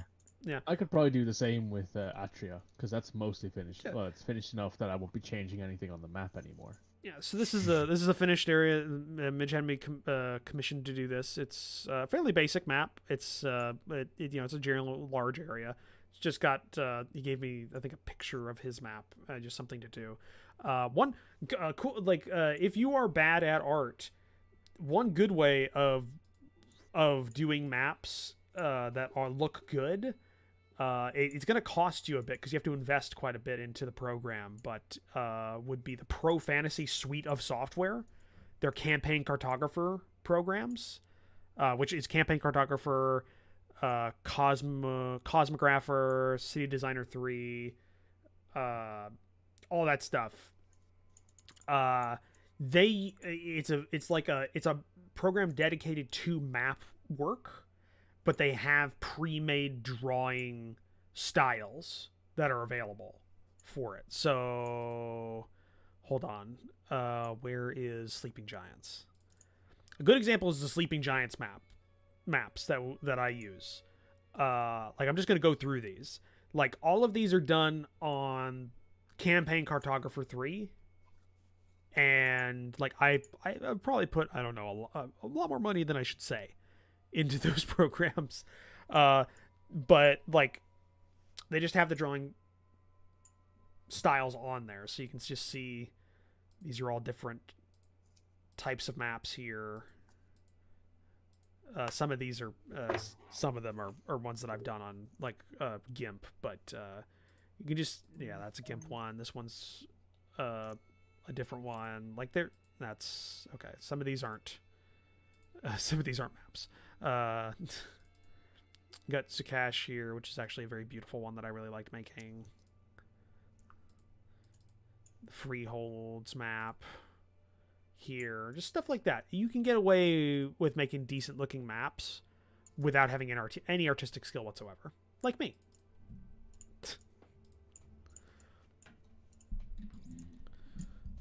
So yeah, I finished the gods and the religion part of the stream that I was wanting to do. So now the next thing I've got to do, Like 2 years, Carson, I think is how long Sleeping Giants has been going for now. Right? Well, I joined about a year and a half ago now. Well, about a year ago now, actually. It's been almost 2 years. We've been playing it. Not every week, because we've had weeks that we haven't played it. Quite a few of those, actually. Playing the last 2 weeks, so. Yeah, but I've been sick, so. Roach has been dying. Yeah, it's not great. It's not been great. It's not been great. I think the only reason I'm good now is because every morning I'm taking some Dayquil and a 24-hour antihistamine tablet. So yeah, I think the next thing we just love allergies? They're great.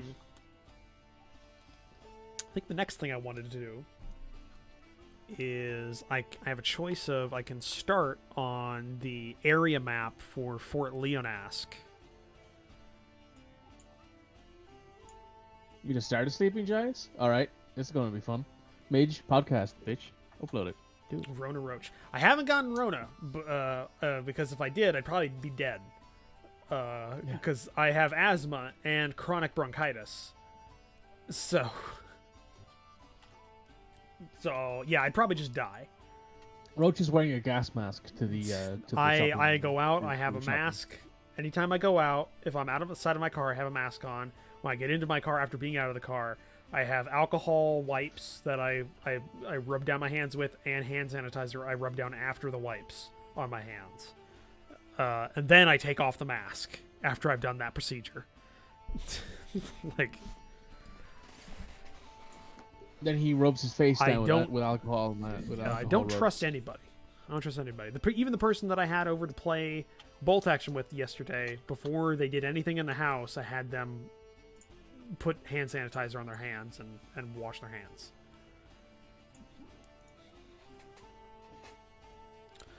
What's the World War over, if you know already? I do know already. Actually, that's the contents of the prologue chapter, which I have finished writing like the premise of, and will start writing soon.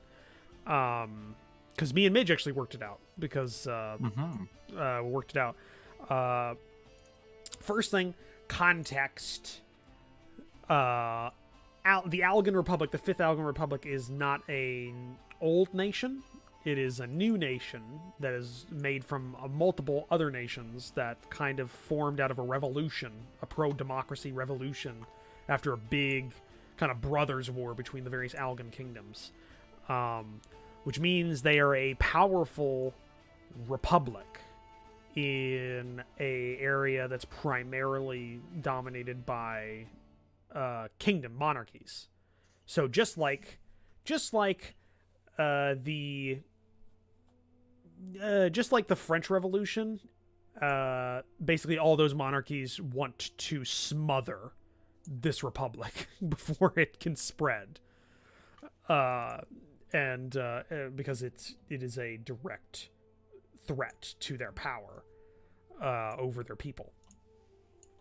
So they formed an alliance of nations to kind of curtail them, because they're kind of the strongest republic. So it's a lot of tensions going on all of their borders. And the inciting incident of the war that takes a while to gear up to a full-blown war is in this little country here, Little Lich, in the capital city of Little Lich. There is a meeting of the Travina Compact, which is this alliance. All of their representatives are meeting with representatives of Folden, because Folden is technically neutral. During this time, a organization that I have decided to call the Bright Dawn the Bright Dawn group, or the Bright Dawn organization, that are a pro-republic, pro-revolutionary movement of people, primarily Algan people, have decided that they're going to bomb the conference. because they're basically because this organization, this compact, is directly against spreading this revolutionary fervor and kind of beating down Algan, which they view as like the beacon of republic, etc. So this Bright Dawn, they're extremists. They're not good guys. Just like the Black Hand weren't good guys. The inciting group that assassinated Archduke Franz Ferdinand. It doesn't work. The bombing doesn't succeed, but it does succeed in killing not the compact representatives, but the representatives from Fulden, including a minor lord from the Fulden nobility, which then results in basically a spiraling spiraling down the drain of the international kind of peace. I haven't worked out exactly after that, but I'm fairly certain Pensilia and the Compact send an ultimatum to Algan to demilitarize the border of Pensilia, which is a heavily like on the Algan side. They give an ultimatum of a couple of months. The Congress and the Prime Minister start going back and forth. They and I think from the bombing, it takes about 8 months for war to start. Because I think at the bombing is when Kurz enlists in the army, becomes a mage, and he gets kind of short-stopped into a combat, or at least into a frontline position as a mage apprentice. About 8 months after the bombing, and that's when the war sparks. Carson, are there good guys and bad guys? Or are you going for a Game of Thrones? Everybody does horrible things. I'm going more for a World War One feel, because technically, if you really think about it, the only real bad guys in World War One, probably the Tsar and the Ottomans. And really, the Ottomans, because of a thing they were already doing before the war started. What was the Tsar bad in your eyes, other than he was other than the fact that he was the Tsar, who was a horribly autocratic leader that practiced modern surfism? Yeah. Okay. Yeah. I mean, apart from inherited I know as a legacies, British yeah, person, you're predetermined to be okay with that. Look, Listen, right? there's cousins. You can't pick your cousins. Listen, right? All I'm going to say is, fuck them all. Pipe bomb their houses if need be. Yeah. But, in the grand scheme of things, the Germans, the Austro-Hungarians, the French, the British,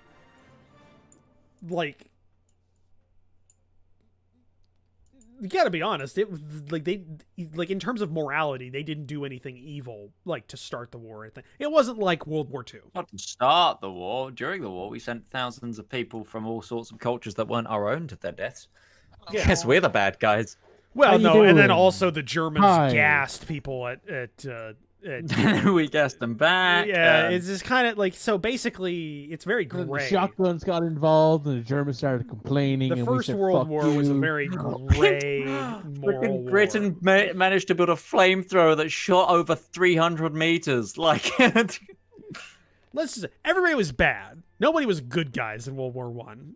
Well, you know what they say about conflict, right? It mitigates. It inspires in invention. Oh yeah, Innovation. That's the word I'm yeah. looking for. Conflict inspires innovation, and wars do that a lot. Yes, correct. But yeah, there was no real moral good guys in World War One. Let's be honest. No, it's hard to find any. It's hard to find any conflict before World War II where you can clearly say these guys are the good guys. Yeah. I don't know. I would definitely say, as an American, I would say during, 90 flamethrower, 300 foot. yeah, I would say Yeah. as an American during the War of Independence, kind of I would argue that most of the Native Americans were on the good side of all those conflicts because it was their fucking land. it's true. What if they were on both sides? During the French Indian War, they did fight on both sides. That's what I'm saying. Yeah, that's Yeah, true. fair. It's true. I don't either. Okay, let's just. So during this war, are there good guys and bad guys? On each, yeah, but they're not because they're fighting for a specific side. There's no Nazis, essentially. Yeah, yeah. There's no Nazis as far as These guys as far as I've thought up Which- so far. Who I'm pretty sure is like the thing is we've never in humanity we've always had some freaking evil people, but we've also had some like a lot of nations have been like grey. Everything has been grey about humanity's existence except the Nazis. Really, Yeah. there's only one sort of you go to the Nazis and you go. There's some good ones there. No, there's not, is there? Nope, No. not really. No, there isn't. There's good Nope. Germans, no good Nazis. Yes. The Civil War was a black and white conflict. If you're That's talking fair. about the American Civil War, then yes, I would say That's fair. Yeah, I would agree say with the that as American well. Civil War is a very black and white conflict. That's not a great way of saying that, though. Just in No. terms, No. just in terms No. of A there. state's right. A state's right. So what? Yeah, That's all the argument I ever want to hear about, like, people who, like, say the Civil War was just for states' right. And I'm like, yeah, for what, though? What? Here's a fun thing: the Livens Large Fire Gallery Flame Project, the giant flamethrower I was talking about, was actually the representation for Smaug. Oh, Oh, that's cool. That's Interesting. where the idea of it came from. this is very interesting. It's like- Jesus Christ, Tolkien, that's dark. I mean, well, yes, wasn't Tolkien is known his for being writing a moderately way dark. of dealing with his like Yeah. basically PTSD like that? it Yeah. was- Yeah, because he was in the Psalm, wasn't he? Mhm. That's his whole thing. Yeah. So I mean, yeah, I could see that. Wasn't that part Yeah. of the movie as well? Didn't they try and represent that in the movie? Like his think so. Possibly. The I biopic? haven't seen the movie. I haven't either, unfortunately. I know he was there, but yeah. A lot of really good authors were involved in the Great Wars. And then there's George R.R. Martin, who like larped his way through Vietnam. Well, I think that kind of did inform his writing because he's very anti. He's a pacifist, or well, no, he's a conscious subjective, not a pacifist. I don't just mean like things like Roald Dahl, for example, was a Yeah, pilot in the RAF in World War II. that's true. Who I will say his two autobiographical books are fantastic. Never actually seen them.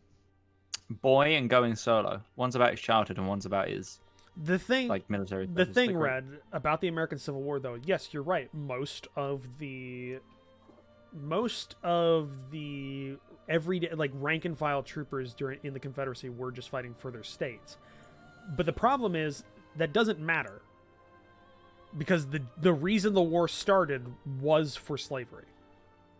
Was over the question of slavery. The reason that the Confederate States seceded from the Union was because they believed Abraham Lincoln would confine slavery or outlaw it. Even before he was inaugurated, by the way. He wasn't president when they seceded. So, just pointing that out. Yeah, they may have gone into it because they had some sort of they wanted to protect their homes, etc., and there was propaganda for it, or because they thought it was an adventure. There was know. the crisis all beforehand where they were just slowly trying to move. They were trying to settle people in certain states so they had a better voting thing, wasn't it? Just both sides were just like, what were they? Were they like before the secession of the Union? There was like, in U.S. history, didn't they start like trying to put settlers in certain states to flip the voting of the state? No, they tried putting people in certain states out west to try and get them to become states that were slave states. I think that's what I'm thinking of. Yeah. Yeah, Bleeding Kansas, that was another one as well. Yeah, no, there's a lot of things that happened before the war, but there is no argument that the war was not over slavery. There may have been aspects of the war that people fought that weren't about slavery, but the war began and ended based upon slavery. That's just it. The foundational documents of the Confederate States specifically mandated that slavery could not be outlawed in their constitution and every constitution of the individual states. Like look up the Cornerstone speech. Look at that. We're specifically the vice president of the Confederate States. Said the cornerstone of the Confederacy is the fact that slavery is good and proper. Like, that's not the words, but I don't want to get demonetized by YouTube by actually saying something incredibly racist.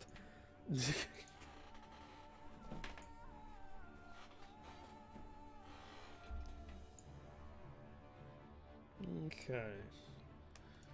Just plugging in my tablet here, because I've got to draw this fort's area.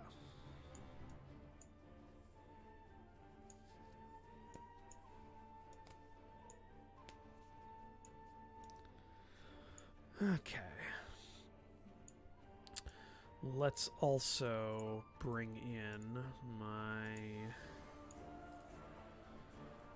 color picker here.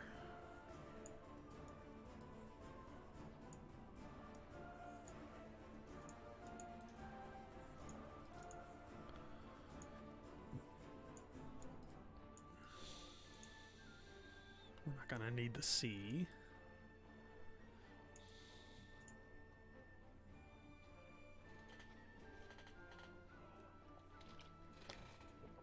Actually, Carson, that was because Lincoln himself didn't want to do that. They couldn't be treated as a country because Lincoln himself would never acknowledge the Confederacy as a sovereign state, because that would negate the reason he's fighting. So that's an actual thing. Like in all of his, I think all of his speeches and everything, it was like the area in rebellion, etc. Okay. Couldn't acknowledge the fact that they were their own country. Yeah, that was a direct Lincoln thing. Good old Abe Lincoln. Yeah, there are stories of because there were multiple peace talks between like Confederate representatives and Union generals and stuff that were happening, and like of them getting really pissed off that the generals were specifically told to never refer to them as their country, and that was like a sticking point. Because they weren't. They were just a rebellion. They were a rebellious... States. Yeah, they were an area in rebellion against the Union of the United States. Like, every single day, playing CK2 or E4, you're like, will these rebellions just fucking stop already? Yeah. Okay, so let's say... Let's pick up... An awkward moment when you're playing... what's that negative trait you can get in E4 that raises unrest in your entire nation? Whatever that trait is, you're just playing as one of those guys and you just keep getting constant rebellions. I wanted to die.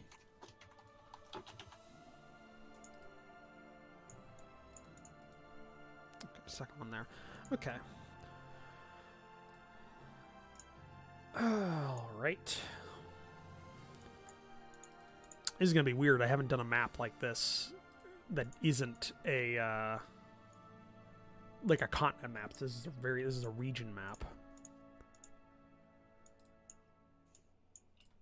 All right. Well, I'm going to call it there because I need to go get some eat and do a few things to relax. So I'll see you guys next time. All right. See you, Mikey. Thanks for Have joining fun. us. Peace out. Yeah, thanks for the help. See ya. Bye-bye. I'm drawing roads. Fun. Roads are one of the harder things. Rivers are the hardest on maps. Rivers are the hardest. Because it's very hard to make a good-looking river.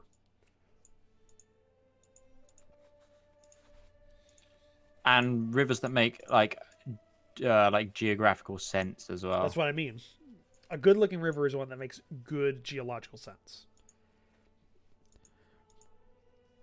No, I'm just redefining the difference between like roads and trails, like major trade roads, so they stand out more on the map.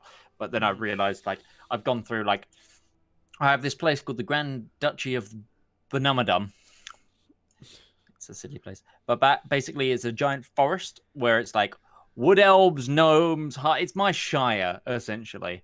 Wood elves, gnomes, humble folk, like dryad, not fae, not quite fae, but the the lesser creature sort of races, and it's like this big thing. I was just like, it doesn't make sense that there's a load of roads through this place. So I've gone through, deleted loads of cities and loads of roads, and I had like one main road that goes through capital, and one road that connects the Dwarven Kingdom to the Dragon Kingdom, like that isn't even really serviced by the cities of this Grand Duchy. And now I've realized that I need to connect different trade routes to other places, and ah.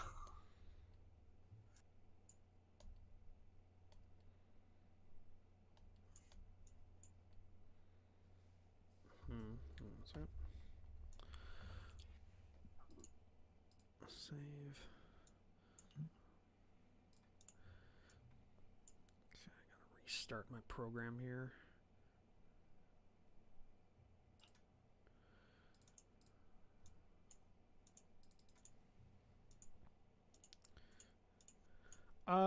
Say lakes can be just as hard as rivers at times. In some ways. The biggest problem, though, Red, with rivers is that they have very specific rules geographically. Lakes, not as much. Lakes, you can kind of get away with smudging around a bit because really all you need is just a large low point that a river feeds into to make a lake.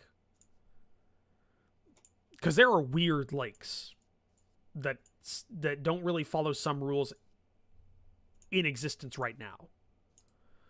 And I forgot to pick up my login bonus for this month for Clip Studio. Because for some reason they're gamifying their art program, where if you log in every day, you get 15 of their store currency. I was gonna say $1,500. It's 15 store currency because there are a whole bunch of download like brush things in their like Clip Studio assets repository that cost like I guess gold or whatever. Mm-hmm. And yeah, it's a thing. So I am trying to do that as much as I can because some of that might be useful.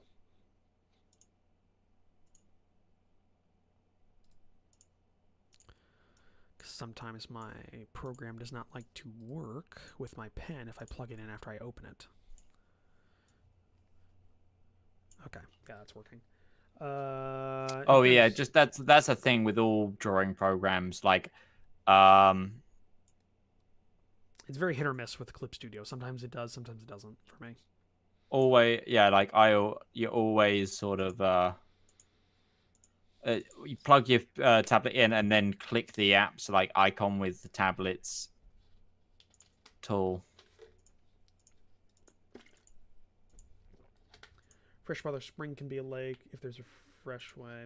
Yeah, well, I'm just saying that rivers are hard, Carson, because they have very specific rules to them. There are there are a lot of things you have to keep in mind, and if you're not paying attention to, it can very much make a lake impossible, or a river impossible, rivers have to go from higher elevations to lower elevations. They don't branch most of the time. They almost always rivers don't branch. They come together. So it's always smaller rivers coming together into larger rivers. The meandering way rivers go is very specific, and if it's too meandering, it doesn't really work at a certain scale. A lot of stuff. There's a lot of stuff you got to keep in mind with rivers that will make them impossible or very unlikely. Is what I'm trying to say.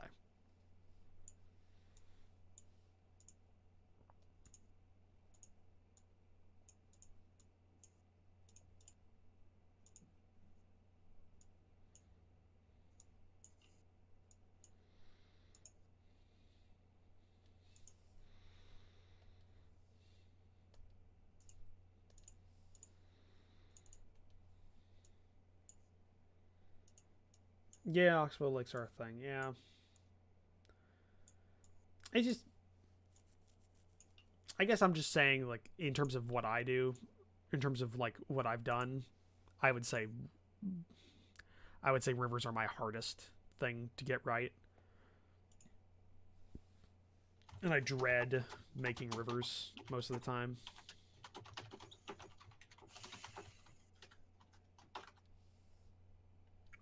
Yeah.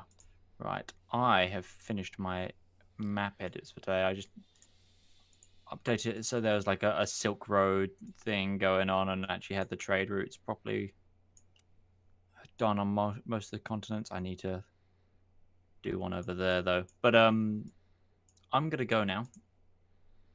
I will catch you later. You're gonna leave me, Mitch. Yeah. Well, I mean, we've been going for 3.5 hours. Wait, we have? Yeah. How much time is this stream going on for? Seriously? Oh, wow. Yeah. Jesus. Yeah. That's a bit longer than I normally go for. Yeah. That's We what I'm got a lot saying. done Like today. that's our normal time. Like, yeah. man, that's. Yeah, we got a lot done today. Yes, we did. Yeah. Even started on another part of the project, and CK3 music is done. I like the CK3 soundtrack. I really do. It needs a bit more to it. Yeah, It does, Punic, I am in but- the zone. That's what's going on. I've But been you in the forget, zone. like, last CK they did like 4 music packs for it. CK2. That's true. It'll grow, I guess. It'll grow Mhm. when they include the earlier start times. Because and like, well, like the they did disease map mode. that's basically gonna 4 resell us. songs come in with each DLC that you don't even realize. Yeah. With CK is another thing. You know what the thing I'm missing the most in CK3? Disease map mode. Yes. Yeah.